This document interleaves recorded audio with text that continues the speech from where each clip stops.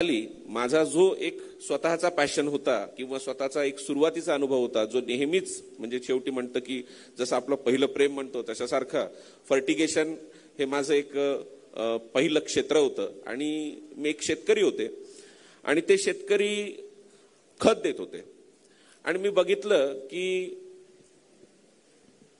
ते शेतकरी मित्र जे होते ते खत देत असताना त्या दिवशी बाजाराचा दिवस होता, लेबरला जायचं होतं, पूर्णपणे इरिगेशन देऊन झालेलं होतं, संध्याकाळी 4:30-5ची वेळ होती, मजूर वर्ग घाई करत होता की मला जायचंय म्हणून आणि अशा ठिकाणी एक सुंदर क्वालिटीचं खत, त्याचं नाव मी तर घेऊ इच्छू शकत नाही पण सुंदर खत, आणि ते खत अक्षरशः 5 मिनिटात व्हेंचुरीनी देत होते.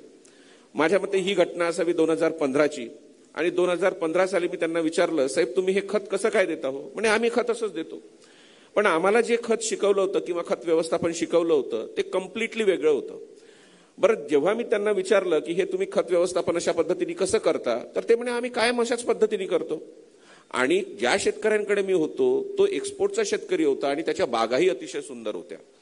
मी म्हटलं आतापर्यंत माझा जो अनुभव आहे किंवा मी जे शिकलोय ते कितपत खरं आणि हा शेतकरी करतोय ते कितपत खरं. बरं, बोट ठेवायला काहीच जागा नाही कारण की त्याच्याही बागा सुंदर होत आहे. आज 12 टनाचं त्याचं एक्सपोर्ट होत आहे, युरोप मार्केटला त्याचं मटेरियल जात आहे, किंबहुना काही मटेरियल त्यांचं लंडन मार्केटला जात आहे.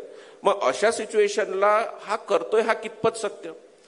पण मग मला माझ्या स्वतःच्याच याच्यावर थोडासा डाऊट व्हायला लागला आणि मी म्हटलं नाही यार काहीतरी अडचण असेल. पण त्या सीझनच्या शेवटी त्या शेतकऱ्यांनी मला सांगितलं, साहेब म्हणे आपण सगळी खतं दिली पण यावेळेस माल काही पाहिजे तसा बनलेला नाही, क्वालिटी काही पाहिजे तशी नाही. तेव्हा मला वाटलं नाही हे चूक करत होते. पण आपण म्हटलं की बाबा त्यांच्या सांगण्यावरून आपल्याला असं वाटलं की यांनी सांगितल्यानुसार बागा सुंदर होत आहे, पद्धत चुकते पण बागा सुंदर होत आहे, मग त्याच्यावर मी कुठेतरी थांबलो होतो. पण आता जेव्हा बाग हार्वेस्टिंगचा वेळ आलेली आहे अशा वेळेस जेव्हा हे रिझल्ट्स मी बघितले मी म्हटलं नाही इथं कुठेतरी काम करायला पाहिजे. आणि त्यानंतर योग्य फर्टिगेशन प्रणाली कशी असावी किंवा फर्टिगेशन कसं असावं या संबंधात मी काम करणं सुरू केलं आणि त्यावरून 2018 साली मी ॲग्रिमेशन्स नावाची कंपनी सुरू केली. आणि ह्या कंपनीमध्ये मी खत व्यवस्थापन प्रणाली, विविध खत व्यवस्थापनाची उपकरणे सोबतच खत व्यवस्थापनासाठी लागणारं योग्य मार्गदर्शन ह्या तिन्ही गोष्टी आम्ही या कंपनी मार्फत पुरवत असतो. आज जयबाबांच्या व्यासपीठामार्फत मला जे तुम्हाला सांगायचं आहे ते म्हणजे की खत व्यवस्थापन करत असताना आज भयंकर स्टॉल आपण इथं बघतो, काही औषधांचे आहे, काही फर्टिलायझर्सचे आहे, काही इतर काही गोष्टींचे स्टॉल्स इथं आहे.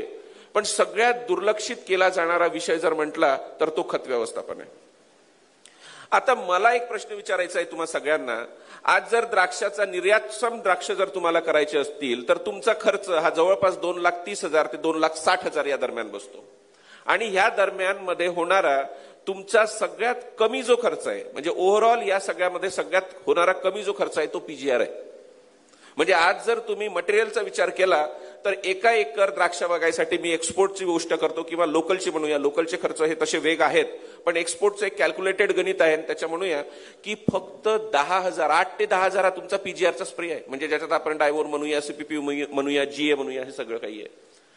पण हे 10,000चं आपण एखादं रसायन वापरत असू त्याच्यासाठी आज इलेक्ट्रोस्टॅटिक स्प्रेयर जे 20 ते 25 लाख रुपये ज्याची किंमत आहे ते आपण वापरतो. बघा आपण किती दक्ष आहोत.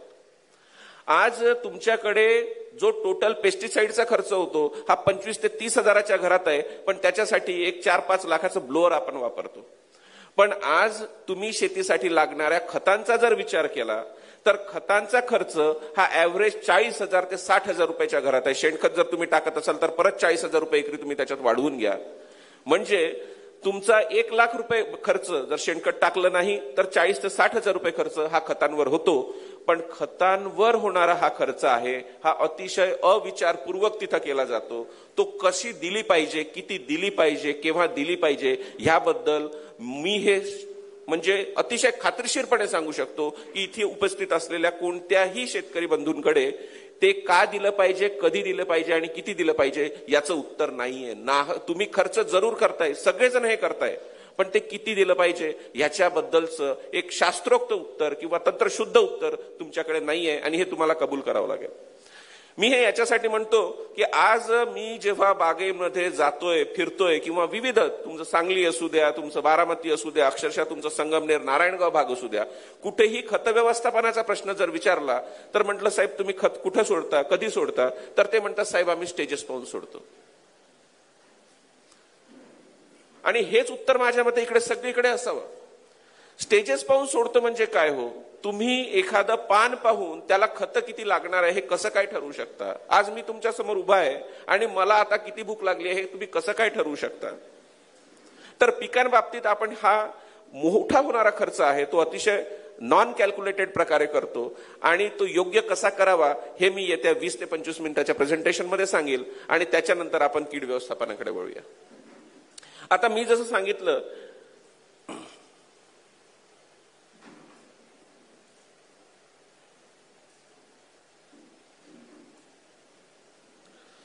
आपण जी खतं पिकांना देतो त्याच्यात दोन मुख्य प्रकार आहे.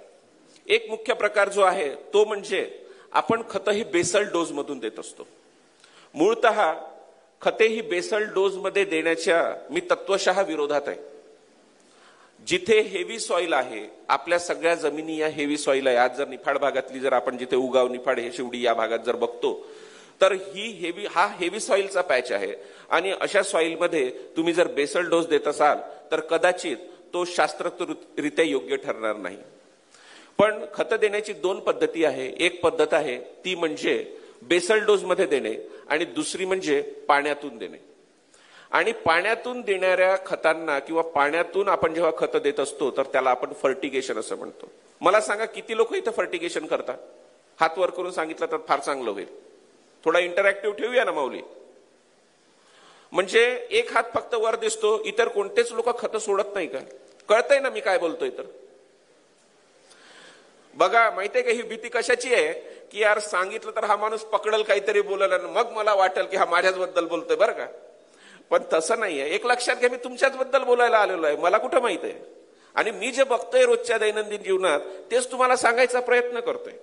पण त्याच्यासाठी तुम्ही एक जर सांगितलं की हो बाबा मला हा त्रास आहे तर मी त्या त्रासावर उपचार सांगू शकेल. पण जर त्रासच नसेल तर कदाचित हे आवरावं लागेल, मला निघून जावं लागेल. बरोबर आहे ना? तर मला तुम्ही सांगा की किती लोकांना असं वाटतं की किती लोक आहेत जे पाण्यातून खत देतात आणि फर्टिगेशन करतात? हात वर करा प्रामाणिकपणे, कोणी चुकलं नाही पाहिजे. वाव, बरं, एका हाताचे बघा किती हात झाले, तरी पूर्ण हात वर नाही बरं का. असू द्या, आपली साशंकता आपण ठेवूया आपल्याजवळ. पण आपण जर असं म्हणू की इतके लोक जर फर्टिगेशन हे देत असू आपण, तर आपली फर्टिगेशन देण्याची जी पद्धत आहे ती पद्धत कशी आहे? इरिगेशन सुरू करणे. बरं, इरिगेशन आता मी त्या विषयावर तर बोलणार नाही कारण की तो एक वेगळाच फार मोठा विषय आहे. पण इरिगेशन, योग्य इरिगेशन हा एक वेगळा विषय आहे जो तुम्हाला करायला पाहिजे आणि त्याच्यात भरपूर मोठं काम इथं होतंय. पण इरिगेशन आपण सुरू करतो, प्रत्येकाचे आपापले वेगवेगळे ठोकताळे आहे आणि त्या ठोकताळ्यानुसार तो इरिगेशन सुरू करतो. आम्ही 2 तास पाणी देतो, आम्ही 3 तास पाणी देतो, आम्ही 4 तास पाणी देतो. आणि ते पाणी दिल्यानंतर सगळं झाल्यानंतर पाण्याच्या शेवटच्या टप्प्यात एक 10 ते 15 मिनिटात आपण वेंचुरीनी खत देतो किंवा एखाद्या पिस्टननी किंवा ट्रॅक्टरच्या नळीने ते खत लोटतो. याच्या पलीकडेही बरेचसे अतिशय वैज्ञानिक लोक या बागायतदार क्षेत्रात आपल्याला पाहायला मिळतात की जे फक्त पिस्टननी किंवा ट्रॅक्टरनीच खत लोटत नाही तर अक्षरशः बॅटरी ऑपरेटेड एखादा स्प्रे पंप असतो, त्याची नळी काढायची, एखाद्या ड्रिप लाईन मध्ये टाकून द्यायची, खोसून द्यायची आणि माझं फर्टिगेशन झालंय. त्याच्यानंतर आणखी आहे की बाबा तुमच्या जी मोटर आहे, मोटरच्या फुटवॉल जवळ एक नळी लावतात खाली, बरोबर आहे ना, आणि त्यांनी फर्टिगेशन करणारे लोक आहेत. बरं, आता एक लक्षात घ्या, इतके सगळे प्रकार आहे. आता फर्टिगेशन म्हणायचं कशाला? 5 मिनिटात खत देणारे आहे, वेंचुरीने देणारे आहे. काही लोक तर असे आहे की साहेब आम्ही फक्त खतांची गरज पिकांना आहे, पाऊस खूप झालाय, खताचे डोस माझे मिस होत आहे म्हणून फक्त 5 मिनिटाचं पाणी द्यायचं आणि त्याच्यातच खत सोडून मोकळवायचं, अशी पद्धत आहे. ह्या सगळ्या पद्धती आपल्याकडे आहेत आणि आपण सगळेजण अतिशय हुशार आहोत. आपल्याला कशाची गरज नाही माझ्यापासून, कारण की भारत हा उन्नत आणि हुशार लोकांचा देश आहे बरं का. परदेशातले लोक फार मूर्ख आहेत. त्यांना जर सांगितलं तुम्ही इथून इथं जा, तिथं जातील आणि तिथं जाऊन उभे राहतील, परत काहीच करणार नाही. पण माझा भारतीय व्यक्ती इतका हुशार आहे की इथून तिथपर्यंत जायचं जर म्हटलं तर त्याच्यानंतर तिथं गेल्यानंतर आता काय करायचं तर तिथं संधी शोधतो काहीतरी करायची. तो शांत बसत नाही. इतके हुशार आपल्याकडे लोक आहे. तर त्याच्यामुळे काय होतं की आपण नवीन नवीन पद्धती आपल्या खतांसाठी, खतं देण्यासाठी किंवा सोयीसाठी ह्या नवीन नवीन काढत असतो. पण वास्तविकता ही आहे, मला जे सांगायचंय ते म्हणजे तंत्रशुद्ध खत व्यवस्थापन किंवा फर्टिगेशन म्हणजे काय. पाण्याच्या प्रत्येक थेंबात खत देणे याला आपण फर्टिगेशन म्हणतो. आपण जे फर्टिगेशन आज करतोय हे फर्टिगेशन करतोय का, म्हणजे जर व्याख्या जर धरली तर पाण्याच्या प्रत्येक थेंबात खत देणे म्हणजे फर्टिगेशन. पण आपण जे आता 5 मिनिटात, 7 मिनिटात, 2 मिनिटात, 10 मिनिटात, आणि काही लोक त्याच्यापैकी आम्ही आधी 1 तास पाणी सोडतो, मध्ये खत सोडतो, नंतर परत 1 तास खते सोडतो, पाणी सोडतो. म्हणजे आपापल्या पद्धतीने खत देण्याच्या आपण ह्या प्रणाली केलेल्या आहे. पण ह्या प्रणालीत योग्य पद्धत कोणती. फर्टिगेशनची जी सायंटिफिक व्याख्या आहे ती अशी आहे की पाण्याच्या प्रत्येक थेंबात खत देणे याला आपण फर्टिगेशन म्हणतो. म्हणजे फर्टिलायझर अप्लिकेशन विथ इरिगेशन, याला ह्या दोन, इरिगेशन आणि फर्टिलायझर या दोघांचा कॉम्बिनेशन म्हणजे फर्टिगेशन हा शब्द इथे तयार झालेला आहे. तर आपण जर ह्या फर्टिगेशनच्या व्याख्याला धरून जर सुरुवात करतो म्हटलं तर आज आपण जेवढेही लोक, माझ्या मित्रबंधूंनी जेवढेही हात वर केलेले आहे ह्यापैकी कोणीच फर्टिगेशन करत नाही. किती लोक असे आहे जे पाण्याच्या प्रत्येक थेंबात खत देतात? करा हात वर. म्हणजे विचार करा, आपण आपल्या द्राक्ष बागेसाठी लागणाऱ्या खर्चापैकी 20% ते 25% खतांवर खर्च करतो, पण ती योग्य पद्धतीने जात आहे का किंवा योग्य पद्धतीने दिली जात आहे का याच्यावर आपण कोणताच विचार करत नाही. बरं, प्रमाण किती याच्यावर नंतर येऊ.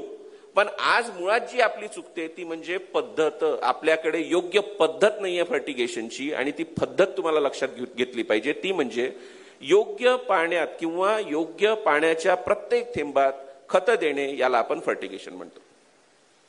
आता फर्टिगेशन करत असताना पाण्याच्या प्रत्येक थेंबात का दिलेली आहे?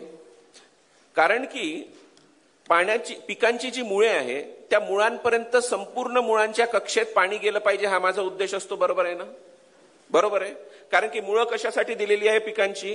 ती पाणी ओढायसाठी मुळं दिलेली आहे. आज जर तुमचा द्राक्षाचा घड घेतला तर त्याच्यात तुम्हाला 90% ते 92% हे पाणी दिसतं. हे पाणी कुठून आलं? मुळांनी उचललेलं जे पाणी आहे ते पाणी घडापर्यंत पोहोचलं. आणि ह्या घडांचं वेट राहावं, हा घड तयार व्हावा किंवा माल तयार व्हावा ह्यासाठी आपण पाणी देत असतो. आणि पिकांच्या मुळींच्या पूर्ण कक्षेत हे पाणी गेलं पाहिजे याच्यासाठी आपण इरिगेशन करतो. बरं, आता खत देत असताना खत पिकांमध्ये शिरायचा एकमेव मार्ग जो आहे तो आहे फक्त आणि फक्त पाणी. पिकांना वेगळे काही हात आहेत का हो, की आज मला खत घ्यायचंय चलो खत खाएंगे, आज मला पाणी घ्यायचंय चलो पाणी पिएंगे, आज मला पीजीआर घ्यायचंय मला पीजीआर, असं काही नाहीये. तुम्हाला पिकांमध्ये काहीही पोचवायचं असेल तर ते फक्त तुम्ही पाण्यामार्फतच पोचू शकता. पाणी जर तुमचं पिकांमध्ये गेलं तर त्याच्यासोबत तुम्ही खत द्या, औषध द्या, विष द्या, रंग द्या, जे द्यायचं असेल ते द्या. पिकांना काहीच सेन्स नाही. किंवा एखादा हेवी मेटल द्या, एखादा लीड आर्सेनिक सारखा घटक द्या, इव्हन रेडिओ ऍक्टिव्ह घटक द्या, तो पिकांमध्ये जाणार आहे. कारण की पिकांना फक्त पाण्यात विद्राव्य असलेल्या गोष्टी घेणंच माहिती आहे. म्हणून पाण्याच्या प्रत्येक थेंबात खत देण्याचं गरज का आहे? कारण की जिथून पाणी घेतलं जाते त्या पाण्यासोबतच एखादी गोष्ट पिकांमध्ये जाऊ शकते. आणि जर तुम्ही पाण्याच्या प्रत्येक थेंबात तुमची खतं मिसळत नसाल तर ती खतं तुमची जमिनीतच राहतात किंवा लिचआउट होऊन जातात. त्याची उपलब्धता किंवा त्याची उचल पिकांकडून होत नाही. म्हणून पाण्याच्या प्रत्येक थेंबात खतं देण्याची गरज आहे. इथपर्यंत क्लिअर आहे सगळ्यांना? ओके. पहिली गोष्ट लक्षात ठेवा, पाण्यात विद्राव्य गोष्टीच पिकांना उपलब्ध होऊ शकतात. ज्या गोष्टी पाण्यात विद्राव्य नाहीत त्या गोष्टी पिकांना उपलब्ध होतील का? होतील का? असं समजा की मी उद्या डाळीचं पीठ कालवलं आणि ते मी पाण्यात कालवून दिलं, पीठ विद्राव्य आहे का? पीठ घेतलं जाईल का पिकांकडून? जी गोष्ट पिकांमध्ये विद्राव्य आहे किंवा जी गोष्ट पाण्यामध्ये विद्राव्य आहे तीच गोष्ट पिकांकडून उचलली जाऊ शकते. बरेच लोक आहे की डीएपीची निवळी इथं देतात. आता डीएपी हे वॉटर सोल्युबलच नाही, ते सायट्रिक ऍसिड सोल्युबल आहे. मग आता डीएपीची निवळी आपण जवळपास मी तर म्हणतो 50% लोक तर इथं देताच देत आहे. बघा बरं का, ही अनुभवाचं मी तुमच्याकडूनच शिकलेल्या गोष्टी आहे, माझ्या घरचं काहीच नाही. डीएपीची निवळी आपण देतो, पण विचार करा की हा जर समजा डीएपी वॉटर सोल्युबलच नाहीये तर त्याची निवळी ही किती कार्यक्षम होत असेल हो. बरं, ती निवळी तयार करण्यासाठी आपण प्रयत्न किती करतो. रात्रभर तिला ठेवायचं, त्याच्यात थोडंसं सल्फ्युरिक ऍसिड टाकायचं, ते गाळायचं, तिचा गाळ बाहेर काढायचा, तिचं वरचं काढायचं, चोथा फेकून द्यायचा, आणि हे सगळं आपण डीएपीची निवळी करायसाठी करतो. म्हणजे आपण 1-1.5 दिवसाचं काम करतो तेवढी निवळी सोडायसाठी. पण मुळात जर तिची विद्राव्यताच ही प्रश्नार्थक आहे तर अशा कंडिशनमध्ये तिचा वापर करणे किती योग्य आहे. तर एक लक्षात घ्या, पाण्यातूनच पाण्याच्या प्रत्येक थेंबात खतं दिली पाहिजे, आणि जी गोष्ट विद्राव्य आहे ती गोष्टच पिकांना उपलब्ध होऊ शकते. फर्टिगेशन हा एक धोरणात्मक निर्णय आहे साहेब. म्हणजे एक उदाहरण देतो की आपली एक रेसलर होती जी नुकतीच फोगाट म्हणून, आणि जी माझ्या मते 50 किलो वजन गटात ऑलिम्पिकमध्ये गोल्ड मेडलच्या फायनलसाठी क्वालिफाय झाली होती. किती लोकांना माहिती ही गोष्ट. पण शेवटच्या दिवशी तिचं वजन 100 ग्रामनी जास्त भरलं आणि तिला गोल्ड मेडल काय, म्हणजे जर समजा ती डिस्क्वालिफाय झाली नसती तर तिला सिल्वर मेडल तर पक्क होतं जरी शेवटची कुस्ती हारली असती तरी. पण फक्त 100 ग्राम वजन जास्त झाल्यामुळे तिला पूर्णपणे त्या स्पर्धेतून ऑलिम्पिकच्या डिस्क्वालिफाय करण्यात आलं, आणि डिस्क्वालिफाय झाल्यामुळे तिला एकही पदक मिळालं नाही जरी ती पदकाची प्रबळ दावेदार होती किंवा फायनलिस्ट होती. हा 100 ग्रामचा फरक कुठून पडला. कारण की तिला जे तिचा डाएट होता तो डाएट आणि तिची कन्झम्पशन ह्याच्यामधले काही गणित जे होते ते चुकले, आणि त्याच्यामुळे तिचं 100 ग्रॅमनी वजन जास्त भरलं आणि त्याच्यामुळे ती डिस्क्वालिफाय झाली.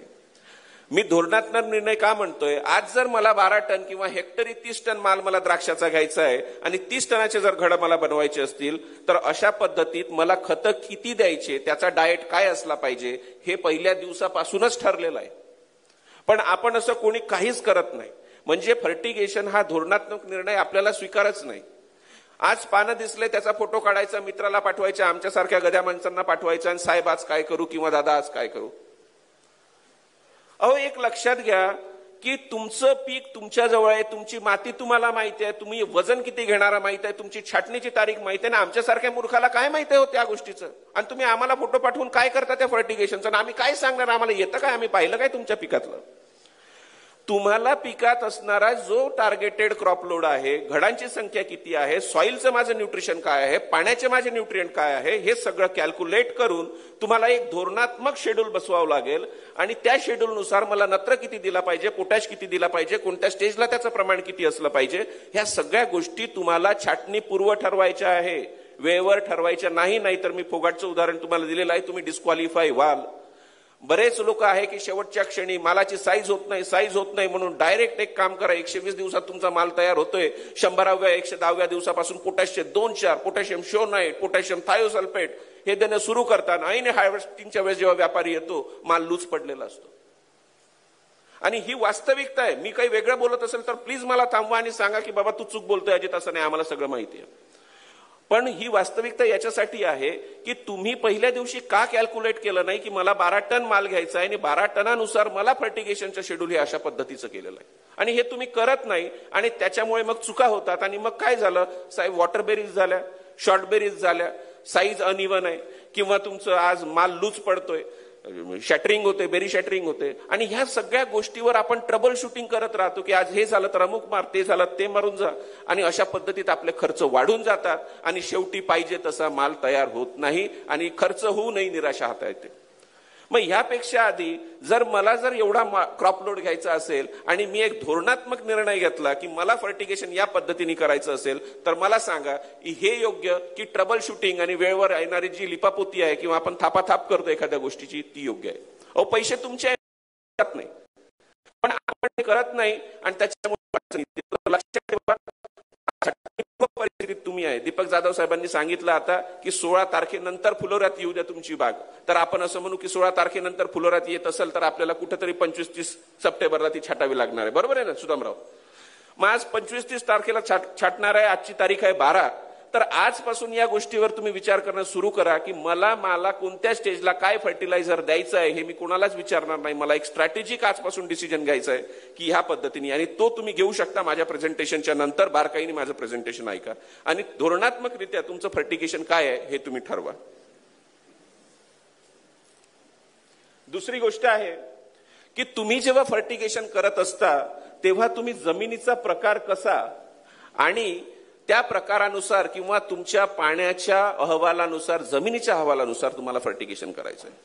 याच्यावर मी याच्यासाठी बोलतो, आज माझे बरेचसे खतांच्या कंपन्या इथं आहे आणि एक डोस लिहिलेला आहे. म्हणजे मला खतांच्या कंपन्यांबद्दल काही बोलायचं नाही, पण ह्याच्यासाठी आपण स्वतः जबाबदार आहोत. माझ्या मते शेतकरी जबाबदार आहोत किंवा आमच्यासारखे लोक कुठंतरी जबाबदार आहे की जिथं प्रत्येकाला मला किती लागणार आहे हे माहीत नाही. आपण सॉइलचा रिपोर्ट काढत नाही, आपल्या रिपोर्टमध्ये काय आहे हे जाणून घेत नाही आणि सर्रास मला जर कॅल्शियम नायट्रेट 5 किलो सांगितलं असेल तर मी 5 किलो देतो. मला 7 किलो मॅग्नेशियम सल्फेट सांगितलं असेल तर मॅग्नेशियम सल्फेट देतो. पण आपण आपल्या मातीचा प्रकार, आपल्या मातीची कॅटायन एक्सचेंज कॅपॅसिटी, आपल्या मातीची पीएच या कोणत्याच गोष्टीचा विचार केलेला नाही आणि त्याच्यामुळे आपण काय करतो की जे दिलेलं आहे तसं रेडीमेड करतो. आता विचार करा की जाधव साहेबांनी सांगितलं की बाबा मला शुगर मी या पद्धतीने हे करतो. आता विचार करा प्रत्येकाची शुगर लेवल वेगवेगळी आहे आणि समजा एखादा शुगर डिफिसाइट माणूस आहे आणि अशा पद्धतीत जर त्यांनी शुगर बंद केली, म्हणजे जाधव साहेब त्याच्याबद्दल नाही, आपण डायबिटीज बद्दल नाही बोलत, पण जर मला प्रत्येकाची लेवल माहित नसेल आणि मी एखाद्या चुकीच्या पद्धतीने जर एखादं कन्झम्पशन करत असेल तर ते कदाचित हानिकारक ठरू शकतं. तर खत व्यवस्थापन करताना हे तुम्ही लक्षात घ्या की तुम्हाला जर खत योग्य प्रमाणात द्यायची असेल तर त्याच्या पहिले तुम्हाला तुमच्या मातीचा प्रकार आणि माझ्या मातीत कोणते अन्नद्रव्य आहेत हे जाणून घेणं फार मोठं गरजेचं आहे. तिसरी गोष्ट आहे की माझी व्हरायटी कोणती आणि माझा टार्गेटेड लोड किती. आता मी 12 टनाचं जे टार्गेट ठेवलंय ते एक्सपोर्टसाठी ठेवलंय, पण इथं बरेचसे लोक लोकलचे असतील. मी परवाच्या दिवशी बँगलोरला होतो. बँगलोरला दिलखुश म्हणून एक व्हरायटी आहे. तुम्हाला सांगतो दीपकराव, 40 टन वर्षातून 2 वेळा उत्पन्न काढतात दिलखुश व्हरायटीचं. 40 80 टन बरं का, आंबट आहे ती व्हरायटी बिलकुल. म्हणजे ती कोण खातं काय माहित, पण मार्केट आहे, 20 रुपये किलोनी विकल्या जाते. 40 टन 80 टन उत्पादन घेतात. आज एक्सपोर्टला आपण 12 टन म्हणतो. बेदाण्यासाठी परवाच्या दिवशी सांगलीत होतो 18, 20 टन, 22 टन अशा पद्धतीचा लोड ठेवतात.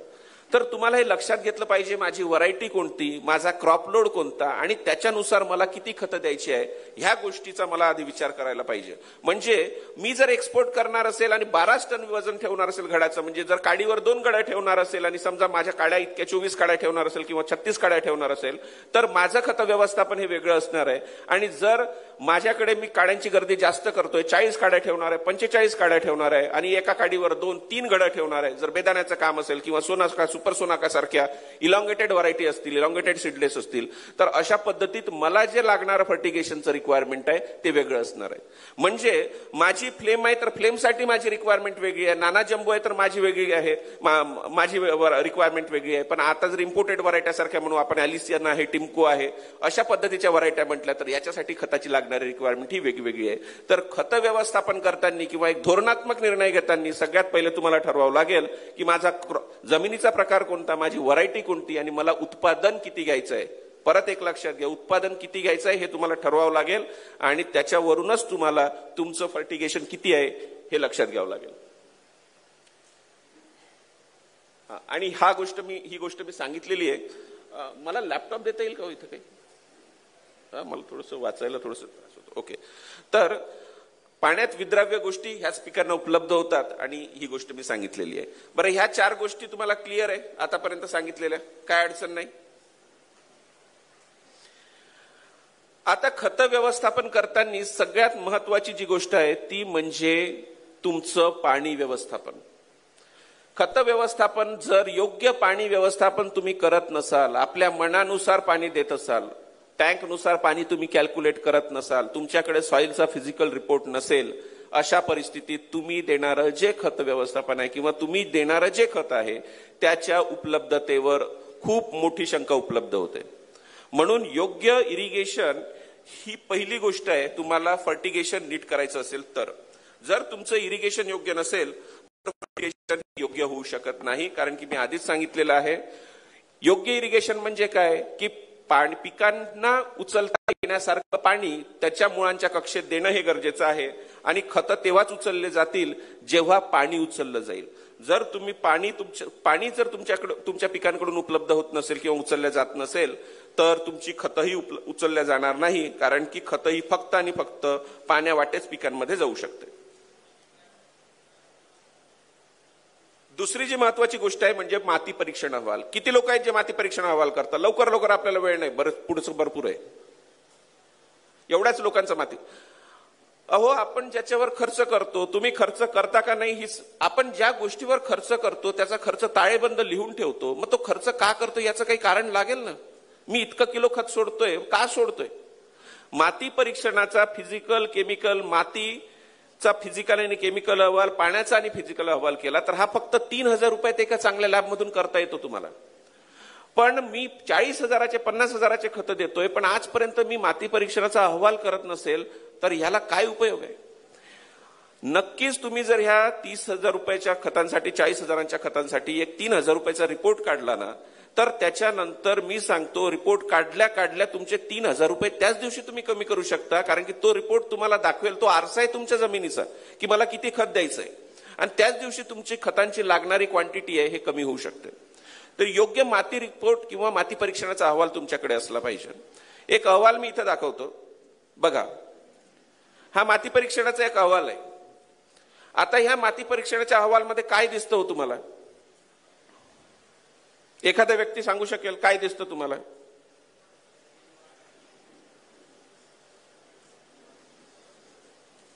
एखादा व्यक्ती सांगा. एक तरी उत्तर अपेक्षित आहे. बरं, काय दिसतंय? हा अहवाल आहे, मी सांगतो तुम्हाला मग नंतर समजावून. पण काय दिसतंय याच्यातून तुम्हाला?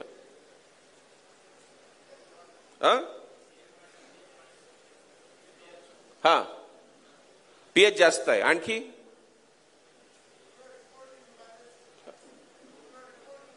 पूर्ण रिपोर्ट इम्बॅलन्स आहे. बर, आता पाण्याचा किंवा मातीचा जेव्हा रिपोर्ट आला, एखाद्या मी सांगितलं रिपोर्ट करा, सगळ्यांनी रिपोर्ट आणले किंवा काढले.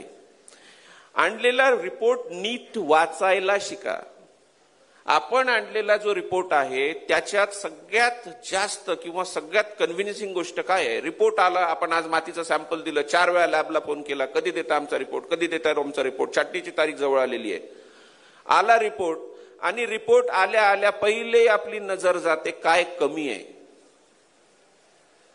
आणि माझं जे कमी असेल ते मी कसं देऊ, त्याच्यासाठी कोणतं बॅग आणू, कोणत्या प्रकारचं खत आणू, पॉलिसल्फेट आणू, अशा प्रकारचं आणू, हाय ग्रेडचं आणू, लो इसी आणू, ह्या सगळ्या काही गोष्टीवर विचार होतो. पण काय जास्त आहे किंवा काय बघायला पाहिजे याच्यावर आपण विचार करत नाही. मित्रांनो बघा, एक वेळा तुमचं खत तुमच्या जमिनीत गेलं, त्यानंतर तुमचं काहीच नियंत्रण त्या खतावर नाहीये. त्या हंटर घेऊन त्या पिकाला सांगू शकत नाही, काल मी बॅग आणली होती 0.60-20ची, 4,700 रुपयाची बॅग झाली, उचलच आता मी सोडली फार मेहनतीने. सांगू शकता का असं तुम्ही? किंवा त्या जमिनीला सांगू शकत नाही, धरून ठेवायचं का बाई आता तू सोडायचं नाही, हे खत मेहनतीने आणलेलं आहे मी. तुमचं कोणतंच नियंत्रण त्या खतावर नाहीये, त्या जमिनीवर नाहीये, त्या पिकावर नाहीये. तुम्ही फक्त खत देऊ शकता, पण त्याची उपलब्धता, त्याची होणारी उचल ही पूर्णपणे आधारित आहे तुमच्या मातीच्या केमिकल स्वरूपात किंवा त्याच्या केमिकल प्रोफाईलवर, तुमच्या इरिगेशनवर, तुमच्या खतांच्या दिलेल्या फॉर्मवर आणि पिकाच्या स्टेजवर. तुम्ही दिलं असेल, पण ते घ्यायचं की नाही ह्या ठरवणाऱ्या काही वेगळ्या गोष्टी आहे, आणि त्या गोष्टी तुम्हाला माती परीक्षणाच्या अहवालातून कळतात. आणि थोडक्यात तो अहवाल कसा वाचायचा हे मी तुम्हाला समजून सांगतो. आता बघा की ह्या रिपोर्टमध्ये ज्या गोष्टी आपल्याला अडचणीच्या वाटतात किंवा ज्या गोष्टीवर विचार व्हायला पाहिजे त्या गोष्टी कोणकोणत्या आहेत. आज जर तुम्ही पाहिलं तर इथे या जमिनीचा जो पीएच आहे तो किती आहे? 8.6. 8.6 जर तुमचा पीएच असेल तर तुम्हाला आता खतांचं बघायचंच नाही, पहिले तुम्हाला जमिनीचा पीएच व्यवस्थापन करण्याची गरज आहे. तुम्हाला जमिनीचं रिक्लेमेशन करणं गरजेचं आहे, तिचं रिज्युनेशन करणं गरजेचं आहे. खतं देऊन इथे फायदा होणार नाही, कारण की तुमचा जर पीएच हा स्लाइटली ऍसिडिक टू न्यूट्रल नसेल तर स्लाइटली ऍसिडिक टू न्यूट्रल म्हणजे काय, जर तुमचा पीएच हा 6.5 ते 7च्या घरात जर नसेल तर तुमच्या अन्नद्रव्याची विशेष करून फॉस्फरस, मॅग्नेशियम, फेरस आणि इतर मायक्रोन्यूट्रिएंट याची उचल तुमच्या पिकांकडून होणार नाही.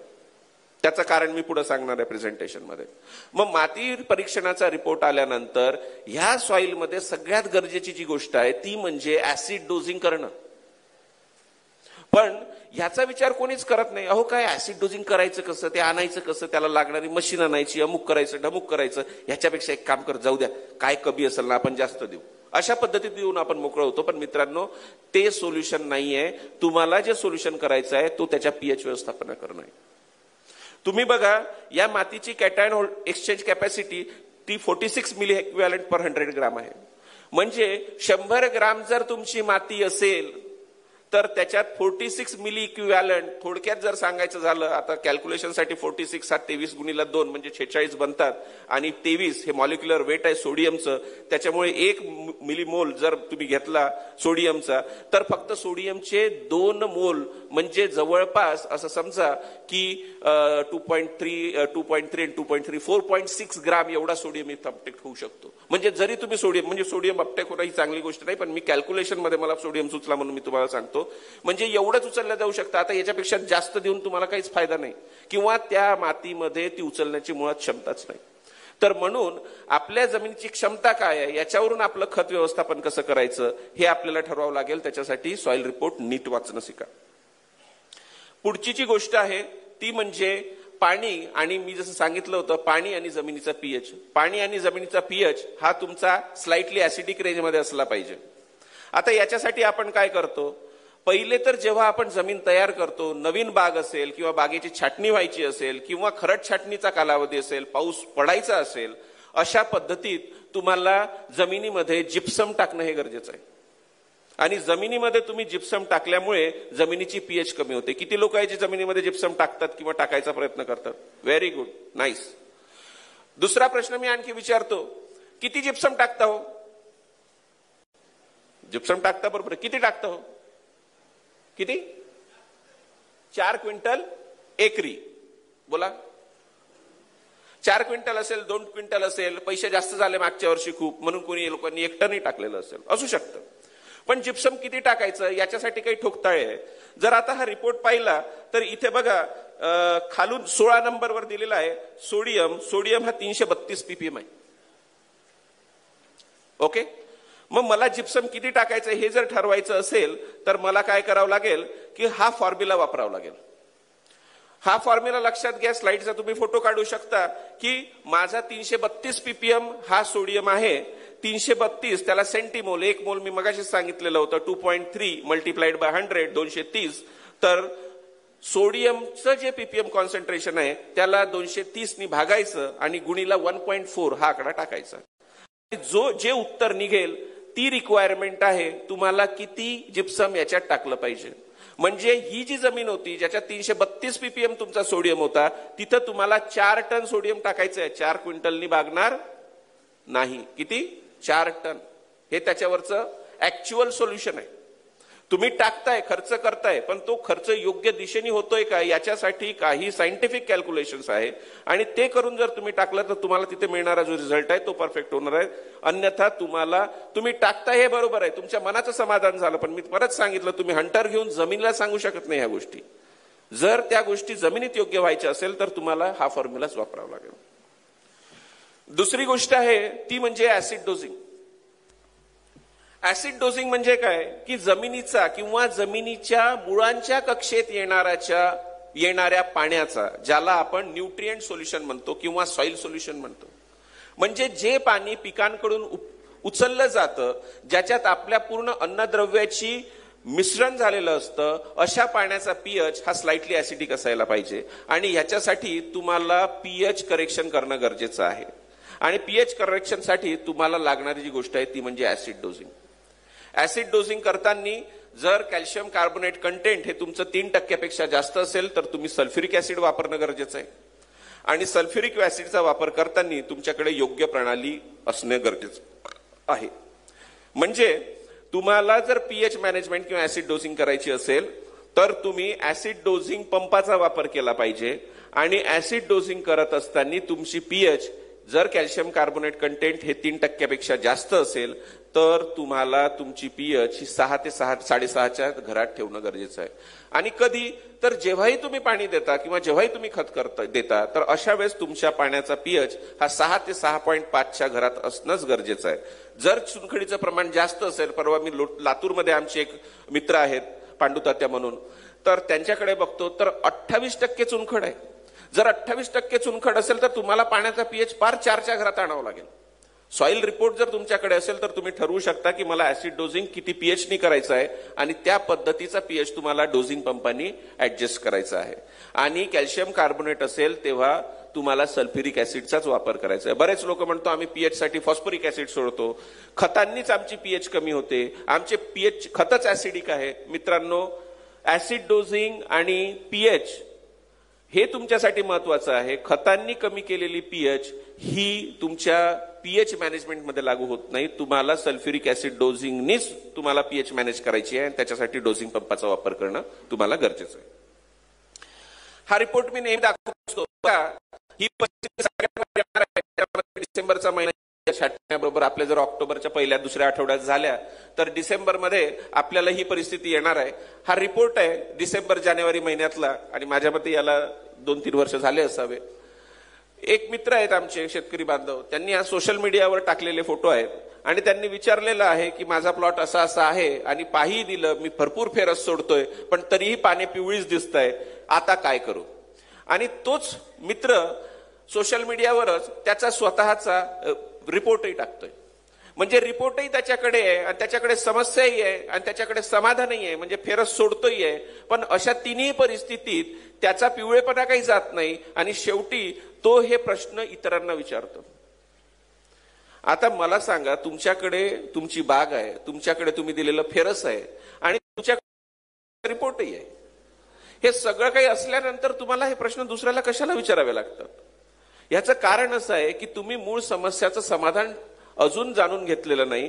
तुम्ही जर ह्या रिपोर्टमध्ये पाहिलं तर ह्या व्यक्तीची पीएच ही अल्कलाईन नाही, 7.58 अशी पीएच आहे. ह्या व्यक्तीने कितीही फेरस दिलं तर तुम्हाला तिथे त्या फेरसचा अपटेक होणार नाही. तुम्हाला पिवळेपणा हा नेहमी बागेत दिसणार आहे. त्याच्यासाठी तुम्हाला फेरस मारून फायदा नाही, तर तुम्हाला पीएच नियंत्रित करणं ही या बागेची गरज आहे. हे तुम्ही ओळखा. आणि हे एक जिवंत उदाहरण आहे जिथे शेतकरी स्वतः सांगतोय की मी फेरसही देतो, मी सगळं काही देतो, पण बागेचा पिवळेपणा का जात नाही. का जात नाही? हो, फेरस दिल्यावर जायलाच पाहिजे, पण न जायचं कारण जे आहे ते त्याच्या सॉइल रिपोर्टमध्ये आहे. आणि हे एक प्रतिकात्मक उदाहरण मी तुमच्या समोर मांडलेलं आहे. आणि ह्या गोष्टी आपण सगळेजण या प्रोसिजर मधून जातो. जेव्हा बाग जवळपास होरायझनच्या आधीची स्टेज म्हणा किंवा पेपर लावायच्या आधीची स्टेज म्हणा, तिथं थंडी थोडीशी वाढलेली असते आणि सर्वच लोक म्हणतात साहेब हे काय करू किंवा दादा हे काय करू किंवा इथं काय केलं पाहिजे. पण जर तुम्ही आधीच या गोष्टीची एक स्ट्रॅटेजी ठरवली असेल तुमच्या सॉइल रिपोर्टनुसार किंवा पीएच मॅनेजमेंट प्रॉपर केली असेल तर तुम्हाला ह्या गोष्टीसाठी लागणारा जो एफर्ट आहे तो कमी होतो आणि कोणाला विचारायची गरज पडत नाही. अतिशय संतुलित असं फर्टिगेशन तुम्ही तिथं करू शकता. नंतरची गोष्ट आहे ती म्हणजे कॅटायन एक्सचेंज कॅपॅसिटी. आता कॅटायन एक्सचेंज कॅपॅसिटी म्हणजे काय, मी फार खोलात जात नाही, पण कॅटायन म्हणजे जेव्हाही तुम्ही एखादं खत पाण्यामध्ये किंवा जमिनीमध्ये टाकता तर त्याचं रूपांतर आयोनिक फॉर्म मध्ये होतं. आणि 2 प्रकारचे आयन असतात, एक असतात घनभारित, एक असतात ऋणभारित, म्हणजे पॉझिटिव्हली चार्ज आणि निगेटिव्हली चार्ज. पॉझिटिव्हली चार्ज जे आयन असतात त्याला आपण कॅटायन म्हणतो आणि जे निगेटिव्हली चार्ज असतात त्याला आपण अनायन म्हणतो. आता पॉझिटिव्हली चार्ज जे असतात त्याला आपण कॅटायन म्हणतो. आणि काय असतं, जमिनीची जी पार्टिकल्स असतात म्हणजे जमिनीमध्ये जे क्ले पार्टिकल्स असतात हे निगेटिव्हली चार्ज असतात, त्याच्यावर निगेटिव्ह चार्ज असतो. आणि जसाही तुम्ही पाण्यातला एखादा घनभारित म्हणजे कॅटायन तुम्ही तिथे देता तर तो कॅटायन सरळ जाऊन तुमच्या माहिती ना प्लस मायनस आकर्षित करतात एकमेकांना, तर तो जाऊन तुमच्या क्ले पार्टिकलला चिटकतो आणि आता तो क्ले पार्टिकल कडेच चिटकून राहतो.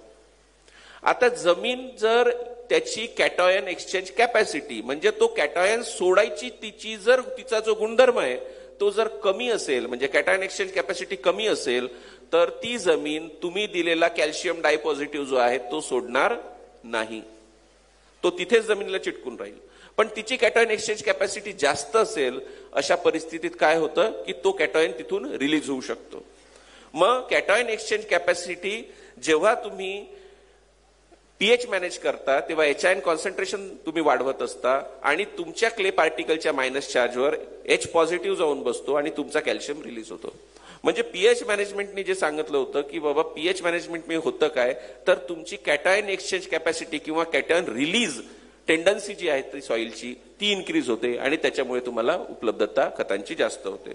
तर थोडक्यात काय लक्षात घ्यायचंय की अधिक कॅटॉयन एक्सचेंज कॅपॅसिटी तुमची जर असेल तर तुमच्या खतांची उपलब्धता ही जास्त असते. पण तुमची जर लाईट सॉइल असेल, भारी जमिनीची कॅटॉयन एक्सचेंज कॅपॅसिटी ही जास्त असते कारण की क्ले पार्टिकल जास्त असतात. जमीन जर हलकी असेल, क्ले पार्टिकलचं प्रमाण कमी असेल तर अशा परिस्थितीत कॅटॉयन एक्सचेंज कॅपॅसिटी कमी असते आणि तिथे अन्नद्रव्याची उपलब्धता होत नाही. ह्या नंतरची जी गोष्ट येते, बरं आता मला समजलं सॉइल, बघा इथपर्यंत काय आलो आपण. माझ्याकडे सॉइलचा रिपोर्ट आहे, मला कोणत्या गोष्टीची काय कमतरता आहे, जमिनीचा प्रकार काय आहे, माझी व्हरायटी काय आहे, माझा क्रॉप लोड काय आहे, याच्यानुसार मला सगळं काही कळलेलं आहे आणि मला आता खतं किती द्यायची आणि कोणत्या स्टेजला जायचे हे कळलेलं आहे.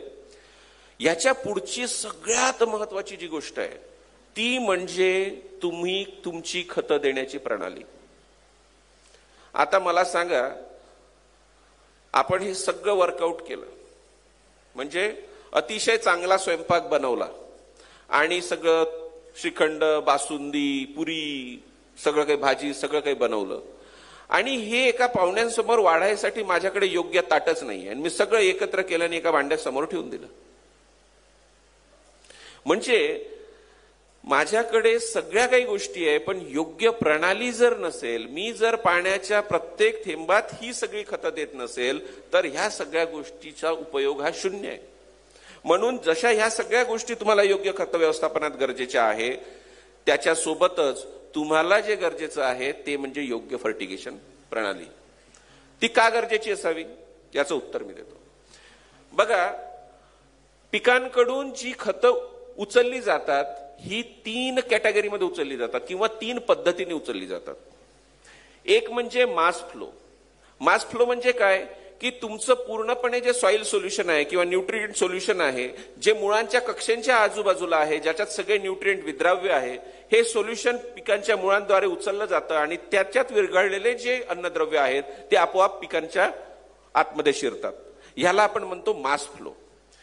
दुसरा जो प्रकार आहे तो आहे डिफ्युजन. डिफ्युजन म्हणजे काय की काही अन्नद्रव्य आहे, विशेष करून फॉस्फरस आणि काही प्रमाणात पोटॅश, हे हाय कॉन्सन्ट्रेशन पासून लो कॉन्सन्ट्रेशन कडे जमिनीत मूव्ह होत असतात आणि त्या डिफ्युजन पद्धतीने त्याचा उपलब्धता किंवा त्याचा उचल पिकांकडून होत असतो. आणि तिसरी जी पद्धत आहे ती म्हणजे रूट इंटरसेप्शन. रूट इंटरसेप्शन म्हणजे काय की जिथे मुळांवरच तो अन्नघटक आलेला आहे किंवा तिथेच तो अन्नघटकांचा आयन जो आहे तो बसलेला आहे, अशा ठिकाणी तो रूट इंटरसेप्शननी ऍब्सॉर्ब होतो. पण रूट इंटरसेप्शननी जो ऍब्सॉर्ब होणारा घटक आहे हा फार कमी प्रमाणात आहे. पण मी पुढच्या स्लाइडमध्ये दाखवेल की तुम्हाला सगळ्यात जास्त जो ऍब्सॉर्ब होतो तो मास फ्लोनी होतो. बघा, हे न्यूट्रिएंट पाण्याचे विद्राव्य असतात आणि ते तुमच्या मुळांकडे जातात. तसंच डिफ्युजन मध्ये काय होतं, हाय कॉन्सन्ट्रेशन मधून एक एक घटक हा रिलीज होतो, विशेष करून फॉस्फरसचा, आणि तो मग पिकांमध्ये जातो. आणि रूट इंटरसेप्शन म्हणजे जिथे पिकांमध्येच पिकांच्या मुळांवरच हे न्यूट्रिएंट तिथे असतात. आणि जर तुलनात्मक दृष्ट्या जर पाहिलं तर कोणता न्यूट्रिएंट कोणत्या पद्धतीने होतो, तर आता तुम्ही बघू शकता इथे की 80% nutrient nitrogen, 5% phosphorus, 18% potassium, 75% calcium, magnesium 95% आणि सल्फर 98%. म्हणजे सगळ्यात जास्त ऍब्सॉर्ब होणारे जे न्यूट्रिएंट आहे तुम्ही जर बघितलं तर ते मास फ्लोनी होणार आहे. म्हणजे मास फ्लोनी न्यूट्रिएंट ऍब्सॉर्ब होतात याचा अर्थ काय की तुम्हाला पाण्याच्या प्रत्येक थेंबात हे खत देणं गरजेचं आहे. आता बघा, आणखी एक गोष्ट इथं मला प्रामुख्याने सांगायची आहे ती म्हणजे आपण जेव्हा खतं देतो ती कशी देतो. आज मला कॅल्शियम द्यायचं आहे, उद्या मला पोटॅशियम द्यायचं आहे, पुढच्या आठवड्यात मला मायक्रोन्यूट्रिएंट द्यायचं आहे, त्याच्यानंतर आज लेबर नाहीये, काहीच नाहीये, तर मला फक्त प्लेन पाणीच द्यायचंय. अशा पद्धतीने आपण खतं देत असतो. पण वास्तविकता अशी नाहीये मित्रांनो. इथे मी चार्ट दिलेला आहे की पिकांच्या कोणत्या अवस्थेत किती फॉस्फरस, किती पोटॅशियम, किती नायट्रोजन, किती कॅल्शियम हे पिकांना लागणार आहे. आणि त्या त्या अवस्थेत हे सर्व अन्नद्रव्य हे पिकांना लागत असतात. असं नाही की तुम्ही आज कॅल्शियम देतात म्हणून पिकांना फक्त कॅल्शियम लागतो. कंपेअर करा, ती एक जिवंत वनस्पती आहे आणि आपल्या शरीराशी कंपेअर करा की आज मला फक्त पोळीच खायची आहे, उद्या मला फक्त भातच खायचा आहे, परवा मला फक्त वरणाच्या 2 वाट्याच पाहिजे आहे. असं नाहीये. मला जसा संतुलित आहार लागतो, मला जर कर्बोदकं लागतात, स्निग्ध पदार्थ लागतात, मिनरल्स लागतात, तसंच पिकांनाही सर्व अन्नद्रव्य तुमचे 13च्या 13 जे न्यूट्रिएंट आहेत ते सगळे 13 न्यूट्रिएंट तुम्हाला नेहमी लागत असतात. पण आपल्याकडे योग्य प्रणाली नसल्यामुळे आपण फक्त एखादाच घटक देणं भाग पडतो. तर तो आपण का देतो एखादाच घटक? इथे जर पाहिलं तर आपल्याकडे एखादाच घटक द्यायची जी कारण अशी आहे की माझ्याकडे खतं देण्यासाठी 2च गोष्टी उपलब्ध आहे. एक आहे माझी साधी व्हेंचुरी आणि दुसरा आहे माझा पिस्टन पंप किंवा ट्रॅक्टरचा पंप. आता मला जर म्हणायचं आहे मला आज कॅल्शियम द्यायचं आहे, पोटॅशियम द्यायचं आहे, फॉस्फरस द्यायचं आहे, सल्फर द्यायचं आहे आणि मॅग्नेशियम द्यायचं आहे, कसं काय मी देऊ शकतो? देऊ शकतो का सांगा? किती देऊ शकतो का याचं सांगा उत्तर, हो की नाही? बरं, किती लोकांना वाटतं की हे सगळे अन्नद्रव्य बाबा मी सांगतो म्हणून खरंच रोज लागतात म्हणून पिकांना? किती लोकांना वाटतं असं? कोणालाच वाटत नाही. कोणालाच वाटत नाही काय? बरं, कदाचित मी चुकीचा असेल, पण चुकीचं म्हणून ऐकून घ्या. अहो दादा, रिस्पॉन्स पाहिजे ना मला. अहो एक लक्षात घ्या, मी तुमच्यासाठी याच्यासाठी बोलतोय की हो हे ह्याची परिस्थिती अशी आहे की तुम्ही याच्यावर खर्च करताय, 50-60 हजार रुपये प्रत्येक जण करतोय, मी करत नाहीये. आणि जर आपण हे समजून घेतलं नाही तर आपण हा खर्च कशाच्या भरोशावर करतो याचे आपल्याला कधीच ठोकताळे लागणार नाहीये. त्याच्यामुळे लक्षात घ्यावं लागेल, आपल्याला सगळे अन्नद्रव्य हे रेग्युलर पिकांना द्यायचे आहे. प्रत्येक स्टेजला हे अन्नद्रव्य लागतात. आणि जर मी देत नाही, का बरं? कारण की जर मला आज कॅल्शियम एकत्र करायचं असेल आणि मॅग्नेशियम एकत्र करायचं असेल तर कॅल्शियम आणि मॅग्नेशियम एकत्र होत नाही. मग एकत्र होत नाही, मग मी काय करतो? माझ्या टिपणामध्ये आज कॅल्शियम काढवला, आज कॅल्शियम सोडला, त्याच्यानंतर उद्या मॅग्नेशियम काढवला, मॅग्नेशियम सोडला. अरे त्याच्याही पलीकडे महानुभाव आहेत. नाही, मागच्या आठवड्यात कॅल्शियम गेलं होतं आणि कॅल्शियम नंतर मॅग्नेशियम सोडायचं नसतं म्हणून 15 दिवसांनी मी मॅग्नेशियम सोडतो. 15 दिवस काही पिकांना काही मॅग्नेशियमची गरज नाही का? त्याच्या आणखी परत पद्धती आहेत की नाही, आधी कॅल्शियम सोडा आणि त्याच्यानंतर मॅग्नेशियम सोडा आणि मधात 1 तासाची गॅप ठेवा. मित्रांनो, असं काही नाहीये. सॉइलमध्ये बफर आहे, तुम्हाला सगळे अन्नद्रव्य मी सांगितलं आहे, मास फ्लो, पिकांच्या मुळांच्या कक्षेत येणाऱ्या पूर्ण पाण्यात तुमचे सगळे न्यूट्रिएंट असले पाहिजे आणि त्याच्यासाठी सगळे न्यूट्रिएंट तुम्ही एकत्र सोडले पाहिजे. पण प्रॉब्लेम होतो कुठे की माझ्याकडे असणारी जी प्रणाली आहे त्या प्रणालीमुळे मी हे सर्व अन्न घटक एकत्र सोडू शकत नाही. आणि तुमच्या 40-50 हजाराच्या खताला, म्हणजे आज जर एखादा बागायतदार आहे ज्याचा 2-4-5 एकर बाग आहे, जो 2-2.5 लाख रुपयाचे खतं दरवर्षी विकत घेतो, तो फक्त त्या 1000 रुपयाच्या व्हेंचुरीमुळे त्या सगळ्या खतांची कार्यक्षमता घालून बसतो. आणि ही वास्तविकता हे कबूल करावं लागेल दादा. मी आज नाही, मी 7 वर्षापासून हे काम करतोय. आणि फक्त साहेब काय की बाबा अहो मग ते कसं द्यायचं? अहो कसं द्यायचं तर त्याची यंत्रणा करावं लागेल, योग्य फर्टिगेशन पद्धत आणावं लागेल तुम्हाला. आणि तुम्ही जर म्हणता चाल नाही बाबा आमचं असं चालतं, चालू द्या, काही फरक पडत नाही, नुकसान तुमचं आहे. पण तुम्हाला योग्य फर्टिगेशन प्रणाली शोधावी लागेल, अशी प्रणाली की ज्या प्रणालीतून तुम्ही हे सर्व अन्नद्रव्य दरवेळेस एकत्र देऊ शकता, पाण्याच्या प्रत्येक थेंबात देऊ शकता. त्याच्यासाठीची मी प्रणाली तुम्हाला सांगतो पुढे काय आहे. आता जर तुम्ही बघितलं खतं जर बघितली तुम्ही तर तुमची सर्व जी खतं आहे ही मुख्यत्वे करून 3 घटकात क्लासिफाय होतात. एक आहे नायट्रेट, एक आहे फॉस्फेट आणि एक आहे सल्फेट. ओके, आपण म्हणतो कॅल्शियम आणि मॅग्नेशियम एकत्र होत नाही, फुटतं. किती लोकांना माहिती आहे फुटतं म्हणून? बरोबर आहे ना, फुटतं म्हणून. कॅल्शियम मॅग्नेशियम फुटतं की नाही? पण कॅल्शियम नायट्रेट आणि मॅग्नेशियम नायट्रेट एकत्र केलं तर ते फुटत नाही, कारण की दोघांचाही बेस हा नायट्रेट आहे. पण कॅल्शियम नायट्रेट असेल आणि मॅग्नेशियम सल्फेट असेल तर ते नक्कीच फुटणार आहे, कारण की नायट्रेट आणि सल्फेट हे कॉम्पॅटिबल नाहीये. म्हणजे नायट्रेट स्वरूपातले खतं म्हणजे calcium nitrate, potassium nitrate, calcium nitrate सोबत तुम्ही पोटॅशियम सल्फेट घेतलं किंवा एसओपी घेतलं तर ते फुटायचे चान्सेस आहेत. पण तुम्ही कॅल्शियम नायट्रेट सोबत जर पोटॅशियम नायट्रेट घेतलं तर ते फुटणार नाही. तर नायट्रेट, सल्फेट आणि फॉस्फेट हे 3 ग्रुप आहेत. तुम्ही 3 टाक्या करा, ज्याच्यात योग्य प्रमाणात ही खतं मिसळा. जो तुमचा स्ट्रॅटेजिक किंवा धोरणात्मक फर्टिगेशनचा निर्णय असेल त्यानुसार तुम्ही तुमची ही खतं 3 टाक्यात मिसळा आणि 3ही टाक्या एकत्र करून पाण्याच्या प्रत्येक थेंबात सोडा. आणि हे सोडणं कसं शक्य होईल? जर व्हेंचुरीने म्हटलं तर ते शक्य होणार नाही, कारण की माझी व्हेंचुरी 10 मिनिटात सोडून मोकळं होईल. परत मी जरी टाक्या 3 केल्या असतील तरी मला जमणार नाही, किंवा पिस्टन पंपाने जमणार नाही. मग अशा वेळेस तुम्हाला काय करावं लागतं? तर तुम्हाला फर्टिगेशन सिस्टमचा वापर करावा लागतो. आज प्रत्येक शेतकऱ्याकडे फवारणीसाठी लागणारा एक ब्लोअर आहे. प्रत्येक शेतकरी हा पीजीआर साठी ESS वापरतो. प्रत्येक शेतकऱ्याकडे एक ड्रिप सिस्टम आहे. प्रत्येक शेतकऱ्याकडे एक ट्रॅक्टर आहे, त्याच्यासाठी खतं टाकायसाठी किंवा शेणखत टाकायसाठी ट्रॉली आहे, स्लरीचे टाक्या केलेल्या आहे, भयंकर यंत्रणा केलेली आहे. पण जी सगळ्यात महत्वाची गोष्ट आहे ती म्हणजे फर्टिगेशन, आणि त्याच्यासाठी तुमच्याकडे कोणतीच यंत्रणा नाही. मित्रांनो, एक लक्षात घ्या, ही गरज आहे जिथं तुम्हाला आता योग्य फर्टिगेशन प्रणाली ही प्रत्येक शेतकऱ्याची गरज म्हणून आपण याच्याकडे पाहणं गरजेचं आहे. नवीन व्हरायटी आलेल्या आहेत, त्याचे शेड्यूल्स प्रॉपर आहेत आणि फार काळ लागणार नाही. एक 3-4 वर्षात कम्प्लिटली ह्या सगळ्या गोष्टी रिप्लेस होणार आहे आणि नवीन प्रोटोकॉल असणार आहे. तिथे कोणतेही प्रोटोकॉल किंवा गडबड गोंधळ करून चालणार नाही. अशा ठिकाणी तुम्हाला फर्टिगेशन सिस्टम असणं हे गरजेचं आहे. फर्टिगेशन सिस्टमचं काम काय आहे की ह्या फर्टिगेशन चॅनलला 3 व्हेंचुरीज असतात. ह्या व्हेंचुरी वेगळ्या प्रकारच्या असतात, तुमच्या साध्या व्हेंचुरी नसतात. 3 व्हेंचुरी असतात ज्या 3 टाक्यांना कनेक्ट करण्यात येतात आणि मला कोणत्या टाकीतून कोणतं खत किती सोडायचं आहे. म्हणजे माझं जर 4 तासाचं इरिगेशन आहे तर 4 तासाच्या इरिगेशन मध्ये मला जर 200 लिटरचं द्रावण सोडायचं आहे तर हे 200 लिटरचं द्रावण ताशी 50 लिटर प्रमाणे सोडणं गरजेचं आहे मला. तुम्ही त्याच्यावर सेट करा ताशी 50 लिटर टाकी क्रमांक A, टाकी क्रमांक B मधून ताशी 50 लिटर आणि टाकी क्रमांक 3 मधून 50 लिटर असं त्याच्यावर जर तुम्ही सेट केलं तर तुम्हाला हे फर्टिगेशन पाण्याच्या प्रत्येक थेंबात सर्व अन्नद्रव्य एकत्र देणं शक्य आहे. आणि याच्यासाठी लागणाऱ्या फर्टिगेशन सिस्टम्स या बाजारात उपलब्ध आहे, आमच्याकडे उपलब्ध आहे. तुम्ही कोणाकडूनही घेऊ शकता, त्याच्याबद्दल काही वाद नाही. पण फर्टिगेशन सिस्टमकडे तुम्ही जे बघितलं पाहिजे ते म्हणजे काळाची गरज किंवा योग्य फर्टिगेशन मध्ये सर्वात महत्वाचा जो घटक आहे तो म्हणजे फर्टिगेशन सिस्टम. आणि फर्टिगेशन सिस्टमकडे तुम्ही आता फार पॉझिटिव्हली लक्ष देणं गरजेचं आहे.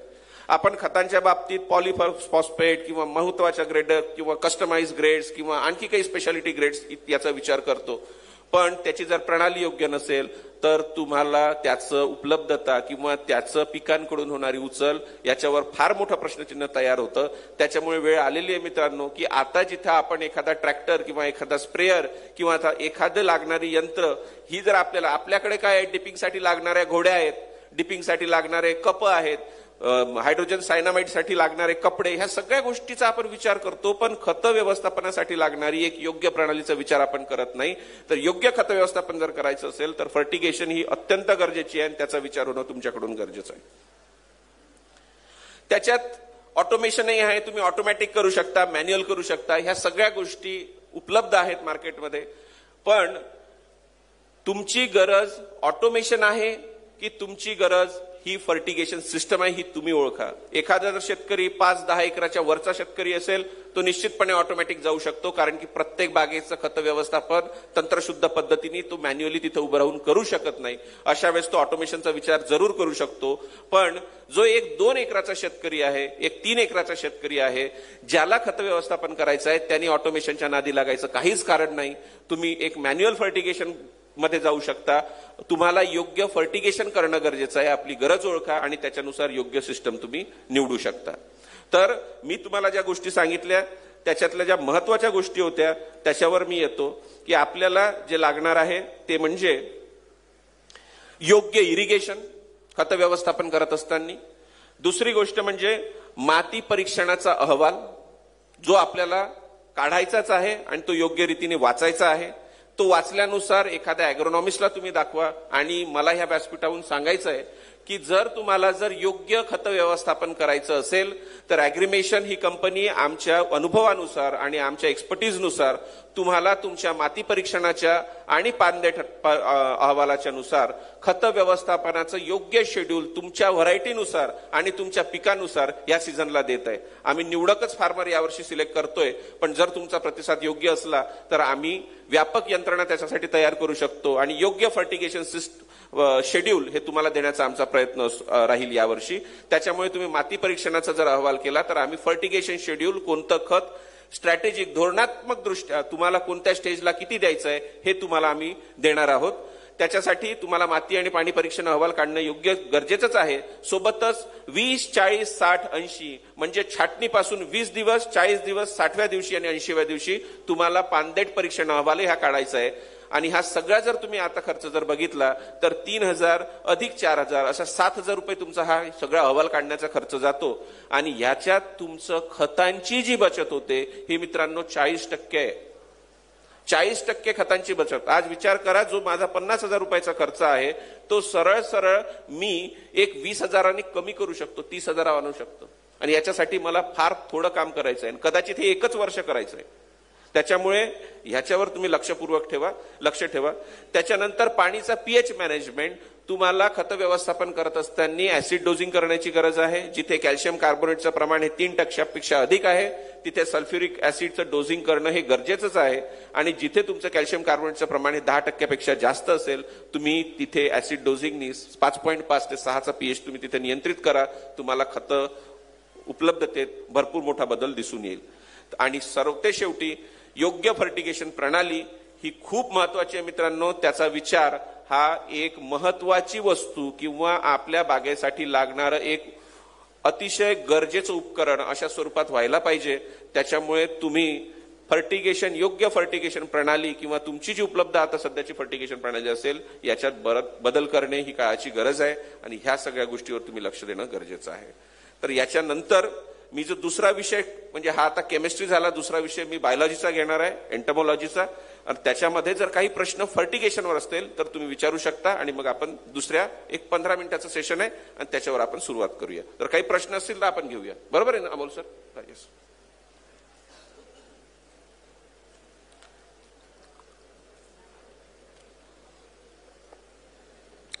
ओके, प्रश्न आहेत? प्रश्न नाहीत म्हणजे एकतर सगळंच समजलं नाही तर काहीच समजलं नाही. बरोबर आहे ना? म्हणजे आता मी काय म्हणजे वक्ते हो, तुम्ही आपल्या पद्धतीने याचा काय सारांश असेल तो काढून घ्या. आम्हाला एकतर सगळंच समजलं आहे असं समजा किंवा आम्हाला काहीच समजलेलं नाहीये असं समजा. ठीक आहे, मी पॉझिटिव्ह विचार करतो आणि सगळं समजलं असं गृहीत धरतो आणि त्याच्यावर तुमच्याकडून काही कृती होईल अशा अपेक्षेने पुढचं प्रेझेंटेशन माझं सुरू करतो.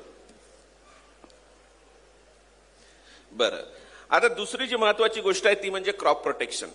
बघा, मी तुम्हाला आधीच सांगितलं की माझा जो अनुभव राहिलेला आहे तो राहिलेला आहे खत व्यवस्थापन सोबतच कीड नियंत्रण या क्षेत्रात. आणि मला बरेच लोक जे माझा परिचय देतात तर तो किडेवाला माणूस म्हणून देतात. कारण की आम्ही जे काम करायचो, बायोबी ही कंपनी अशी कंपनी होती, म्हणजे आहे अजून, पण ती भारतात काम करत नाही काही कारणास्तव. पण त्या कंपनीचं जे तंत्रज्ञान होतं ते असं होतं की जिथे तुम्हाला रेसिड्यूच्या अडचणी आहे आणि यावेळेस सगळ्यात मोठी बेल तुमच्यावर आहे. कारण की तुम्हाला माहित आहे इमिडाक्लोप्रिडचं काय झालेलं आहे, MRL किती होती आधी? 0.5. आता ती 0.001 वर आलेली आहे. म्हणजे आता तुम्हाला 11व्या दिवसानंतर ड्रेंचिंगचा पर्याय नाही बरं का मिलीबगसाठी. तर एक्सपोर्टसाठी बोलतोय मी. तर MRL जेव्हा तुम्हाला चॅलेंजिंग असतात तर निसर्गात काही नैसर्गिक सोल्युशन्स हे विश्वकर्म्यांनी इथं तयार केलेले आहे. आणि एक सस्टेनेबल ऍग्रिकल्चरमध्ये जिथे एखादी जर कीड, म्हणजे निसर्गाचा नियमच आहे, more is a diversity more is a stability. जितका जास्त विरोधाभास असेल, असं विचार करा उद्यापासून जर सगळे लोक सत्यवान झाले, आपण सत्ययुगात गेलो, जग नाही चालणार. महाभारतात जर कौरवांचा रोल नसता तर माझ्या मते कशाला महाभारत झालं असतो, काय केलं असतो अर्जुनाने, काय सिद्धांत दिला असता कृष्णाने, सांगा मला. पण हे लक्षात घ्यावं लागेल की तिथे शकुनीसारखंही एक पात्र पाहिजे, तिथं कौरवासारखाही एक माणूस पाहिजे, एक विद्वान विदुरासारखाही माणूस पाहिजे, एक सुंदर अर्जुनही पाहिजे आणि त्या सगळ्यांना जोडून ठेवणारा श्रीकृष्णासारखा एक सुंदर व्यक्ती पाहिजे. तर त्याच्यामुळे लक्षात घ्या की निसर्गाने हे सगळीकडेच ठेवलेलं आहे. आपण म्हणतो सत्ययुग सत्ययुग, पण सत्ययुग माझ्या मते सत्ययुग युगाचा काही स्टोरीज आपल्याकडे नाही. सत्ययुग होता असं आपण म्हणतो कारण की जर सगळं सत्ययुग झालं तर स्टोरी असणारच नाही, कारण की सगळंच चांगलं होईल ना. तिथं कुठं भांडण होणार नाही, तंटे होणार नाही, एकमेकांना सांगायला काही गोष्टीच नसणार आहे. तसं निसर्गाने काय केलंय की एक विरोधाभासी एक विश्व तयार केलेलं आहे, ज्याच्यात काय ठेवलंय की माणसंही ठेवलेले आहे आणि कीटकही ठेवलेले आहे. माणसावर येणाऱ्या आजारांचे विषाणू आणि जीवाणूही ठेवलेले आहे. तेच त्याच्यावर नियंत्रण करणाऱ्या काही संसाधनही आपल्या निसर्गातच ठेवलेले आहे. तसंच आम्ही जे काम करायचो ते आम्ही काय करायचो की कीड नियंत्रण जी करायची ती मित्र कीटकांचा वापर करून कीड नियंत्रण करायचं. आणि बायोबी ही जगातल्या दुसऱ्या नंबरची सगळ्यात मोठी कंपनी होती, जिथं इस्रायलमधून मित्र कीटक यायचे आणि ते तुमच्या असणाऱ्या इथल्या किडींना खाऊन त्याचं नियंत्रण करायचे, जेणेकरून तुम्हाला तिथे पेस्टिसाइड्स किंवा कोणत्याही प्रकारचे रासायनिक गोष्टींचा फवारणी करायची गरज नाही. तर त्याच्यामुळे मी इन्सेक्ट्सवर थोडासा इथे बोलेल. तर मी टेक्निकल गोष्टीत जात नाही, पण एक लक्षात घ्या, थोडक्यात ठेवू. हे पूर्ण जे किंगडम आहे किंवा पूर्ण जी सृष्टी आहे, आपण असं म्हणतो की आपल्या शेतीचा जो इतिहास आहे दादा, सगळ्यांना किती माहित आहे का आपला इतिहास किती जुना आहे? इसवी सन पूर्व जवळपास 2300 BC ह्या दरम्यान महाभारत घडलेला आहे. ओके, म्हणजे आज जो लिखित स्वरूपातला जो आज महाभारताचा जो उल्लेख मिळतो म्हणजे इसवी सन पूर्व 2300, म्हणजे आधीचे 2700 ना आताचे 2000 असं जर धरलं तर जवळपास हे 2000 साल आणि ते 2700, म्हणजे जवळपास 4700 ते 5000 साल आधी तुम्हाला महाभारताचा उल्लेख मिळतो. आणि त्याचं जे कंपायलेशन आहे, म्हणजे आपण प्री वैदिक आणि उत्तर वैदिक जर पिरियड म्हटला तर तो BC, म्हणजे ज्याला आपण म्हणू की 600 BC, म्हणजे जिथं आपण व्यासांचा वगैरे उल्लेख येतो आणि तिथूनच मग उपनिषदांची सुरुवात होते. आणि त्याच्यानंतर 8व्या शतकात म्हणजे इसवी सन नंतर 8व्या शतकात तुम्हाला आदि शंकराचार्यांनी तिथं भगवद्गीता दिलेली आहे किंवा गीता, त्याच्या गीतेचा उल्लेख येतो. शेतीचा जो झालेला सुरुवात आहे, शेतीची सुरुवात ही आजपासून 10,000 वर्ष आधी झालेली आहे. 10,000 वर्ष आधी म्हणजे फार आधुनिक आहे. जवळपास 3.5 लाख कोटी वर्षापूर्वी पृथ्वीची उत्पत्ती आहे. आणि जवळपास जर तुम्ही पहिलं जीवसृष्टीचे जर उत्पादन पाहिलं इथे, म्हणजे पृथ्वीवर पहिला जो जीव आला हा जवळपास 2.5 लाख कोटी वर्षानंतर आहे.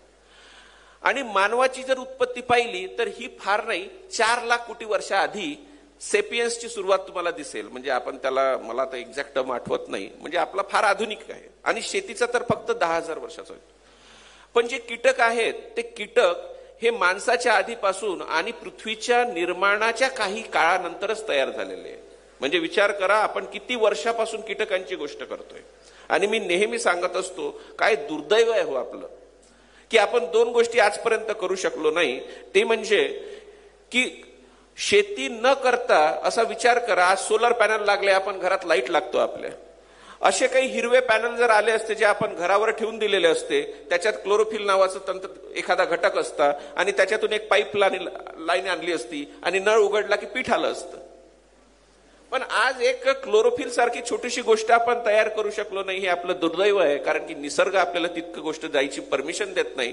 सोबतच आपण एवढे वर्ष झाले कितीतरी केमिकल आणले, कितीतरी गोष्टी झाल्या, कितीतरी मोहीम राबवल्या गेल्या, काहीतरी केलं, पण साधा मच्छर मारू शकलो नाही हो. विचार करा ना. म्हणजे आज किती पिढ्या गेल्या असतील. आज बाबा आहेत, म्हणजे आता हे माझ्या वडिलांच्या वयांचे आहेत, आणि इतके वर्ष झाले आपण साधा मच्छर मारू शकलो नाही. हे किती दुर्दैव असेल. अरे आज इतक्या कंपन्या आहेत आणि आपण इन्सेक्टचा विचार करतो. आज असं म्हणतात की जगात असं एस्टिमेटेड आहे की 1 ट्रिलियन म्हणजे 100 कोटी ओके इतक्या स्पीशीज आहे. म्हणजे आपण काहीतरी 84 कोटी योनी तर आपल्या याच्यातच उल्लेख आहे, 84 लाख योनी तर आपल्या याच्यातच आहे. पण आजपर्यंत फक्त 18 लाख स्पीशीज ह्याच डिस्कवर झालेले आहे. आणि त्याच्यापैकी एक मोठा भाग म्हणजे एक 40% स्पीशीज ह्या कीटकांच्या आहेत. आणि त्या कीटकांपैकी इतके मोठे कीटक, इतके मोठे त्यांचे क्लासिफिकेशन, त्याच्यापैकी 4 ते 5 मुख्य कीटकच फक्त आपल्याला त्रास देतात. बाकी कीटक आपल्या द्राक्ष बागेसाठी किंवा पिकांसाठी काही एवढे महत्वाचे नाही. म्हणजे विचार करा, आज पेस्टिसाइडचं मार्केट किती असेल माहित आहे तुम्हाला? म्हणजे माझा आकडा जर चुकत असेल तर भारतात पेस्टिसाइडचं मार्केट हे जवळपास 70 ते 80 हजार कोटीचं आहे. 70-80 हजार कोटीचं मार्केट हे फक्त बिचारा 4-5 कीटकांच्या मागे लागलेलं आहे. आज जर हे सगळे कीटक जर मारायचे झाले तर काय माहित काय करावं लागेल, बहुतेक अणुबॉम्बच तयार करावं लागेल आपल्याला. पण तसं होणार नाही, आपण मारू शकत नाही. तर म्हणून आपल्याला एक लक्षात घेतलं पाहिजे की कीटकांचं व्यवस्थापन करताना जर तुम्ही कोणाला मारायचा प्रयत्न कराल तर काही काळासाठी ती गोष्ट थांबू शकते, पण सृष्टीने तिला अधिकार दिलाय जगायचा. जर ती फिटेस्ट असेल, डार्विनचा सिद्धांत आहे फिटेस्ट विल सर्व्हाइव्ह, तर ती सर्व्हाइव्ह होणारच आहे. काही कालानंतर तिची निर्मिती पुन्हा होणार आहे. म्हणून हे लक्षात घ्या की एखाद्या गोष्टीला मारायचा प्रयत्न तुम्ही करू नका, तिचं नियंत्रण करा, जेणेकरून मला त्रासदायक नसावी. बाकी तिने जगलं तर मला काही प्रॉब्लेम नाही, पण तिने जगलंच नाही पाहिजे आणि तिला मारून टाकायचा हा जर तुमचा प्रयत्न असेल तर कदाचित तुमचा हा प्रयत्न चुकतोय आणि भविष्यात तुम्हाला त्रासदायक ठरेल. हीच गोष्ट आपल्या थ्रिप्स सोबत झाली, लक्षात घ्या. आज थ्रिप्स येऊच नये म्हणून आपण काय नाही मारला. लक्षात घ्या, मागचा सीझन चांगला झाला, पण त्याच्या मागच्या सीझनमध्ये थ्रिप्ससाठी काय वापरलं गेलं? म्हणजे अक्षरशः गोचिडांचं औषध तुम्ही थ्रिप्ससाठी वापरलं. आता घ्या बरं, मागच्या वर्षीपासून चिलीवरच्या थ्रिप्स कंट्रोल होत नाही, आता औषधच उरलं नाहीये तुमच्याकडे. वास्तविकता आहे ही तुमच्याकडे. म्हणून तुम्ही जर ती आलंच नाही पाहिजे असा जर विचार करत असाल तर त्याचं तुम्हाला उत्तर मिळणार नाही किंवा कदाचित तुम्ही ते करू शकणार नाही. कारण की माणसाच्या उत्पत्तीच्या आधी कीटकांची निर्मिती झालेली आहे, त्याच्यामुळे तुम्ही तिला संपवू शकत नाही. तिला फक्त तुम्हाला त्रासदायक ती ठरू नये, म्हणजे इकॉनॉमिक इंजुरी लेवल तुम्हाला त्रासदायक ठरायच्या प्रमाणाच्या खालच्या लेवलला तिला ठेवा. एवढाच आपला प्रयत्न आपण कीटकांबद्दल केला पाहिजे. आता मी थोडक्यात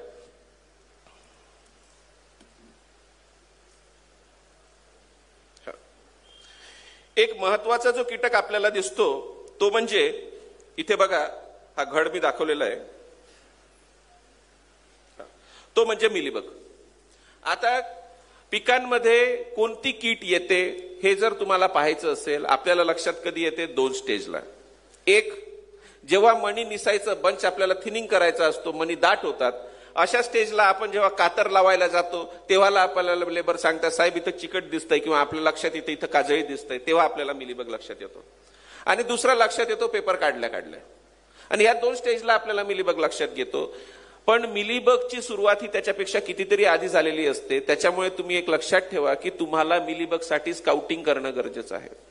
नेहमी तुम्ही जेव्हा बागेत जाता तर बागेत जाताना बहुतेक प्रत्येक शेतकऱ्याजवळ काहीतरी एखादी कातर असते किंवा एखादं सिकेचर असतं जे ठेवतो. तर सोबत एक छोटंसं भिंग ठेवा, 10x मॅग्निफिकेशनचं, 10x मॅग्निफाईंग ग्लास म्हणतात त्याला. ते एक छोटंसं भिंग तुमच्या खिशात ठेवा आणि जेव्हा तुम्ही जाता तर पान घ्यायचं, वरच्या भागात बघायचं, खालच्या भागात बघायचं, खोडाची एखादी साल काढायची आणि त्याच्यावर बघायचं आणि त्याच्यावर तुम्हाला कीटक दिसून येतील. या पद्धतीला स्काउटिंग म्हणतात आणि ही पहिली स्टेप आहे तुमच्या कीड नियंत्रणाची. तर तुम्हाला जर मिलीबगचं योग्य निदान करायचं असेल तर जेव्हाही तुम्ही बागेत फेरफटका मारता तर आपण जसं म्हणतो एखादी वांस काढून टाकतो, एखादा बगलफूट असतो ती खुडायचा प्रयत्न करतो, तर सोबत एखादं जर लेन्स ठेवलं आणि तुम्ही जर बघितलं तर तुम्हाला ही कीटकांची दुनिया दिसेल आणि त्याच्यातून तुम्हाला तुमचे कोणते कीटक तुमच्या बागेत उपलब्ध आहे किंवा आहेत सध्या, किती त्याची पॉप्युलेशन आहे हे कळेल. आणि योग्य वेळी जर तुम्ही फवारणी केली किंवा विशेष करून मिलीबगच्या बाबतीत पूर्ण ब्लँकेट अप्लिकेशन न करता जर स्पॉट अप्लिकेशन केलं, कारण की मिलीबग हा एक अटेरस इन्सेक्ट आहे. अटेरस म्हणजे त्याला पंख नाहीत, त्याच्यामुळे तो दुसरीकडे उडून जाऊ शकत नाही. म्हणून एखाद्या ठिकाणी जर तुम्हाला तो आढळत असेल तर तुम्ही काय करा की तिथे एखादी सुतळी बांधा आणि त्या सुतळीच्या मार्किंगवर लेबरला सांगा की बाबा एक काम कर, या झाडाला ड्रेंचिंग कर किंवा ते झाड तू धुवून टाक. तर अशा पद्धतीत तुम्ही मिलीबगचं व्यवस्थापन करू शकता. मिलीबग एका झाडावर दिसला म्हणून कम्प्लीट स्प्रे घे हा सोडून द्या मित्रांनो. तुम्ही स्पॉट अप्लिकेशन करा, कम्प्लीट स्प्रे घेण्याची तिथे गरज नाही. आता तुम्हाला जे बागेत आढळतात हे जे दिसतं ह्या आकृत्या तुम्ही पाहिलंय का कधी? काय आहे हे मिलीबग आहेत मित्रांनो. आणि इतक्या प्रकारचे मिलीबग म्हणजे पिठाडेकून, इतक्या प्रकारचे पिठाडेकून आहेत, पण याच्यापैकी 2च मुख्य मिलीबग आपल्याकडे उपलब्ध आहे. एक आहे प्लॅनोकोक्कस सिट्री ज्याला आपण सिट्रस मिलीबग म्हणतो आणि दुसरा आहे मॅकोलिनिकोक्कस हिरसुटस ज्याला आपण पिंक हिबिस्कस मिलीबग म्हणतो. आणि हे दोनच मिलीबग आपल्याला त्रासदायक आहे. कुठे काही प्रमाणात मला फेनोकोक्कस सोलानेप्सिस नावाचा एक मिलीबग आहे जो इकडे तिकडे मला दिसत असतो बागेतून, पण त्याचा ऑफिशियली रिपोर्ट अजून द्राक्षात कोणत्याही इन्स्टिट्यूटने किंवा एखाद्या सरकारी यंत्रणेने केलेला नाहीये. म्हणून हे दोन प्रकारचे मिलीबग आपल्याला इथं उपलब्ध आहे. आणि हे दोन प्रकारचे मिलीबग असताना तुम्हाला लक्षात घेतलं पाहिजे की जो प्लानोकोक्कस सिट्री आहे ह्याचं मल्टिप्लिकेशन हे कमी प्रमाणात होतं, पण जर मॅकोलिनिकोक्कस हिरसुटस ज्याला आपण पिंक हिबिस्कस मिलीबग म्हणतो हा जर तुमच्याकडे असेल तर अशा पद्धतीत तुम्हाला जास्त सजग होणं गरजेचं आहे, कारण की याचं जे रिप्रोडक्शन आहे ते अतिशय फास्ट आहे. म्हणजे तुम्ही जर भिंग घेतलं, तुम्हाला अशा प्रकारचा प्लानोकोक्कस सिट्री दिसला तर तो कदाचित कमी त्रासाचा असेल. पण तुम्हाला जर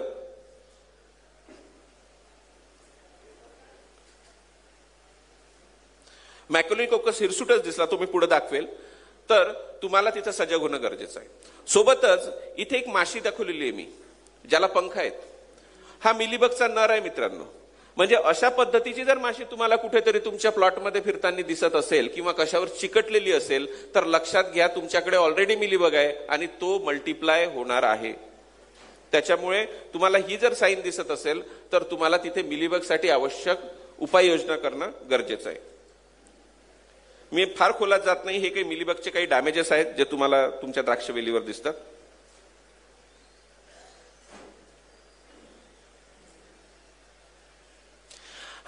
जो मी दुसरा सांगितला होता मॅकोलिनिकोक्कस हिरसुटस, याला पिंक हिबिस्कस मिलीबग म्हणतो, हा गुलाबी रंगाचा असतो. आणि सिट्रस मिलीबगला तुम्ही बघितलं असेल मधून एक सरळ रेष असते, त्याच्या पाठीवर एक सरळ रेष असते ब्लॅकिश रंगाची, ती पिंक हिबिस्कस मिलीबगवर नसते आणि तो कम्प्लिटली पिंकिश आणि चोपडा असतो. तर अशा पद्धतीचा जो मिलीबग दिसतो तो पिंक हिबिस्कस मिलीबग आहे. हा जो आहे हा फेनोकोक्कस सोलानेप्सिस आहे. आणि हा जो मिलीबग तुम्हाला दिसतोय म्हणजे चित्रात बघा त्या अँगलवर दिसतोय, हा अँगलवरूनही जातो. इथे आपल्या पिंपळगाव जवळ बेहेड नावाचं गाव आहे, हा फोटो तिथला आहे. तर तिथं हा मिलीबग आम्हाला आढळला होता. तर तो अँगलवरूनही जाऊ शकतो. म्हणजे बऱ्याचदा तुम्ही जर फक्त खोडं चेक करत असाल आणि अँगल मिस करत असाल तर तसं होता कामा नये, कारण की मिलीबग अँगलवरूनही ट्रॅव्हल करू शकतो.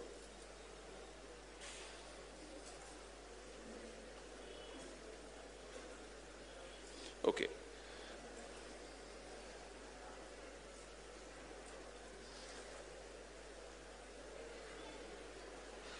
दुसरा जो आहे तो तुमच्याकडे, सॉरी हे मी जात नाही याच्यात फार खोला. ही जी आहे ती आहे लेस्विग, म्हणजे मिलीबगला खाणारा एक मित्र कीटक आहे. तुम्हाला जर ही गोष्ट बागेत दिसत असेल तर कदाचित तुम्हाला स्प्रे घेण्याची गरज नाही. तुमच्याकडे एक चांगलं नियंत्रण किंवा बायो कंट्रोल तिथं आहे. तर तुम्हाला जर अशा पद्धतीचं जर लेस्विग तुम्हाला दिसत असेल तर याच्यात तुम्ही एका चांगल्या पोझिशनमध्ये आहे, तिथे मिलीबगचं नॅचरल नियंत्रण तिथं होऊ शकतं. मी हे खोलत जात नाही आता.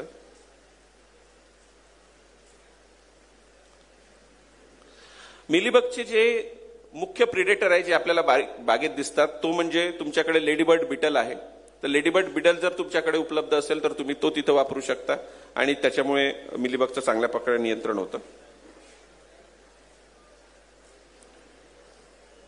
सॉरी.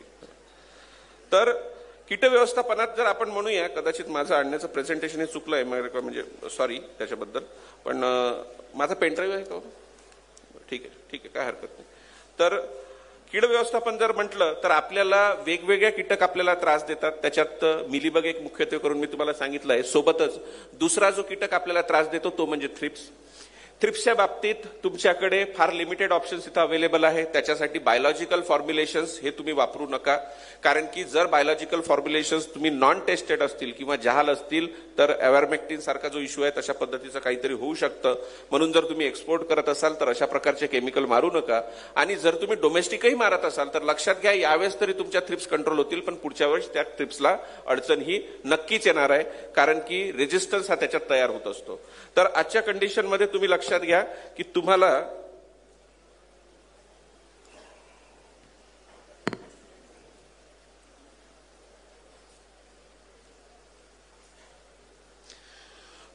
आता सध्याच्या कंडिशनमध्ये जे काही उपलब्ध पर्याय आहे म्हणजे ते मी सांगतो. ते म्हणजे मिलीबग साठी एक्सपोर्टच्या MRL लेवल ह्या कमी आलेल्या आहे.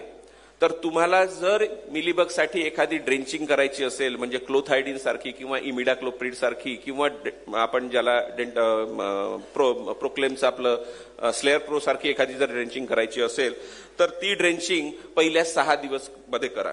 म्हणजे जर तुमचं स्काउटिंग असेल किंवा मागच्या वर्षी तुमच्या प्लॉटमध्ये जर मिलीबगची हिस्ट्री असेल तर अशा वेळेस पहिल्या 6 दिवसात तुम्ही ती ड्रेंचिंग केली पाहिजे. एक्झॅक्टली 6व्या दिवशी जर केली छाटणीपासून तर तिची कार्यक्षमता ही अधिक राहील आणि तुम्हाला रेसिड्यूलाही कोणती अडचण येणार नाही.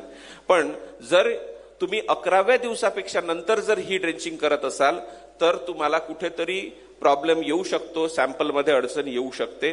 तर त्याच्यामुळे तुम्ही 11व्या दिवसाच्या आतमध्ये तुमची मिलीबगसाठी असणारी जी ड्रेंचिंग आहे ती कंप्लीट करा. दुसरी गोष्ट आहे ती म्हणजे थ्रिप्ससाठी तुम्हाला जे स्प्रे घ्यायचे आहेत तर जेव्हा गरजेचं असेल, म्हणजे सुरुवात जेव्हा करतात तर तुम्ही थ्रिप्ससाठी एखादं औषध घेत असाल तर तुम्ही तो स्पिनोटोरॅम सारखं एखादं औषध घ्या, म्हणजे सुरुवात करा. किंवा तुम्हाला प्रोक्लेमसाठी एक असेल, प्रोक्लेम सारखं असेल तर प्रोक्लेमनी तुम्ही सुरू करा. तुमच्याकडे बेनिविया असेल तर तुम्ही बेनिवियापासून सुरुवात करू शकता. पण जर तुम्ही पहिल्यांदाच थ्रिप दिसली आणि तिथे पिप्रोनिल सारखं म्हणजे रिजंट सारखं एखादं जहाल औषध जर तुम्ही घेत असाल तर तुम्हाला तिथं तशा चुका करता कामा नये. कारण की जेव्हा तुम्ही सुरुवातीच्याच कंडिशनमध्ये, म्हणजे जर समजा वज्रास्त्र तुम्ही पहिल्या छोट्याशा युद्धात वापरत असाल तर त्यांनी जमणार नाही. तुम्ही एखादं सौम्य औषध तिथं हाताळा. जवळपास जे रेड ट्रायंगल औषध आहेत, म्हणजे जे लाल त्रिकोणाचे औषध आहेत, ते सगळेच औषधं तुम्ही टाळायचा प्रयत्न करा. एक्सपोर्टमध्ये असेल तर तुम्हाला त्याची लिमिटेशन्स आहेतच, पण ते औषधं तुम्ही वापरू नका. आणि जवळपास आजच्या कंडिशनमध्ये एक 45 ते 46 दिवसानंतर तुम्हाला वापरायसाठी कोणतंही औषध तिथे नाहीये. म्हणून ह्याच वेळी, म्हणजे जिथं आता छाटणीपूर्व काळ आहे, आर्द्रता खूप चांगली आहे, पुढे पाऊसही होणार आहे, अशा परिस्थितीत तुम्ही जर बायोलॉजिकल फॉर्म्युलेशनचा वापर केला, जिथे तुम्हाला बिवेरिया बॅसिलियाना आहे, त्याच्यानंतर मेटारिझम अॅनिसोप्ले आहे, व्हर्टिसिलियम लिगॅनी आहे, तर अशा सारख्या जे बायोलॉजिकल फॉर्म्युलेशन आहे, जे प्युअर फॉर्ममध्ये जिथूनही तुम्हाला चांगलं भेटत असताल, याचा वापर करा. त्याची फवारणी जर या कंडिशनमध्ये तुम्ही केली तर त्याचा निश्चितच तुम्हाला उपयोग होऊ शकतो आणि तुमचा जो बायोलॉजिकल काउंट आहे तो तिथे वाढेल. आणि जिथे एक्सपोर्टचा प्लॉट असेल तिथे केमिकल रेसिड्यूची अडचण किंवा केमिकल रेसिड्यू येऊ नये याच्यासाठी तुम्हाला जे लिमिटेशन्स आहेत त्या लिमिटेशन्सची तुम्हाला अडचण कमी होईल. अशा पद्धतीने तुम्ही हे कीड नियंत्रण करा. मला आज इथे जय बाबाजी कृषी सेवा केंद्रामार्फत अमोलजींनी बोलण्याची संधी उपलब्ध करून दिली, त्याच्याबद्दल मी त्यांचे फार आभार मानतो. सोबतच तुम्ही सगळ्यांनी मला ऐकून घेतलं आणि माझ्या अनावधाने माझ्या बोलण्यातून एखादी काही चूक किंवा एखादा चुकीचा शब्द गेला असल्यास मी तुमची माफी मागेल. आणि तुम्हाला हा सीझन हा खूप सुंदर असो, खूप भरभराटीचा असो. सोबतच सांगू शकतो, आज जर डिग्री डेजचा विचार केला तर जवळपास 120-122 दिवसात तुमची काडी मॅच्युअर होतं. आपण जर पाहिलं तर सर्वसाधारण पद्धतीने काड्या ह्या बऱ्यापैकी मॅच्युअर आहेत. फक्त मेचा पाऊस थोडासा त्रासदायक होता, पण आता सगळ्या भागातून आम्ही फिरतो तर तेव्हा बघतो की काड्या ह्या बऱ्यापैकी मॅच्युअर आहेत. काही कुठे 1-2 प्लॉट आहे जिथं पाणी व्यवस्थापन चुकलेलं आहे किंवा लेट छाटल्या गेलेल्या आहे, अशा बागेत कुठेतरी अडचण आहे. पण तिथं जर तुम्ही छाटत असाल तर सुरुवातीला एक छाटणी करून तुम्ही आयोडीन टेस्ट करून घ्या, म्हणजे तुमच्या काडीमध्ये किती कर्बोदक आहे याचं प्रमाण तुम्हाला कळेल. सोबतच तुम्ही इथ्रेलचं प्रमाण हे नियोजित ठेवा, म्हणजे 3 मिलीपेक्षा जास्त इथ्रेलला जाऊ नका, जास्त इथ्रेल तुम्ही वापरू नका पानगळीसाठी. अशा प्रकारचे तुम्ही नियोजन करा आणि येणारा सीझन हा तुम्हाला आणि आम्हा सर्वांना आणि जय बाबाजी कृषी केंद्र यांना खूप आनंदाचा, भरभराटीचा आणि सुखकर जावो ही कामना घेऊन माझे 2 शब्द मी संपवतो. धन्यवाद.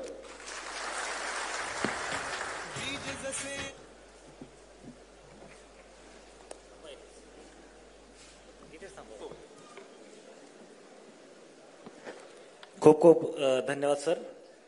अतिशय सुंदर असं विवेचन आपल्या सगळ्या संभाषणातून आम्हाला मिळालं. मी डॉक्टर अजित इंगळे यांचा सत्कार करण्यासाठी आमंत्रित करतो. डॉक्टर महेश ढोमसे, डॉक्टर विलास ढोमसे, राहुल जाधव, कल्याण ढोमसे आणि अमोलराव, आपण सगळ्यांनी यावं आणि सरांचा सन्मान करावा.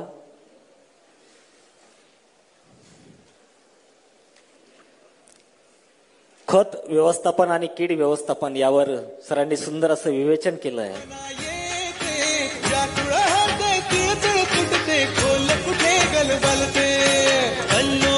मनाच्या बीज चमकुनी जाते, शब्दांचे आणि गीतांचे हे झाड पुरे मोहरते.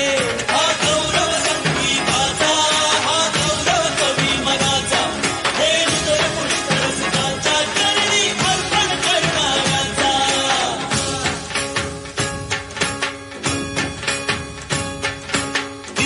घंटा होते, मखमल ही उलगडते, रंग रंगल्या अभिनेत्याचे भान हर कुणी जाते. कसली जादू होते, भारुनी सारे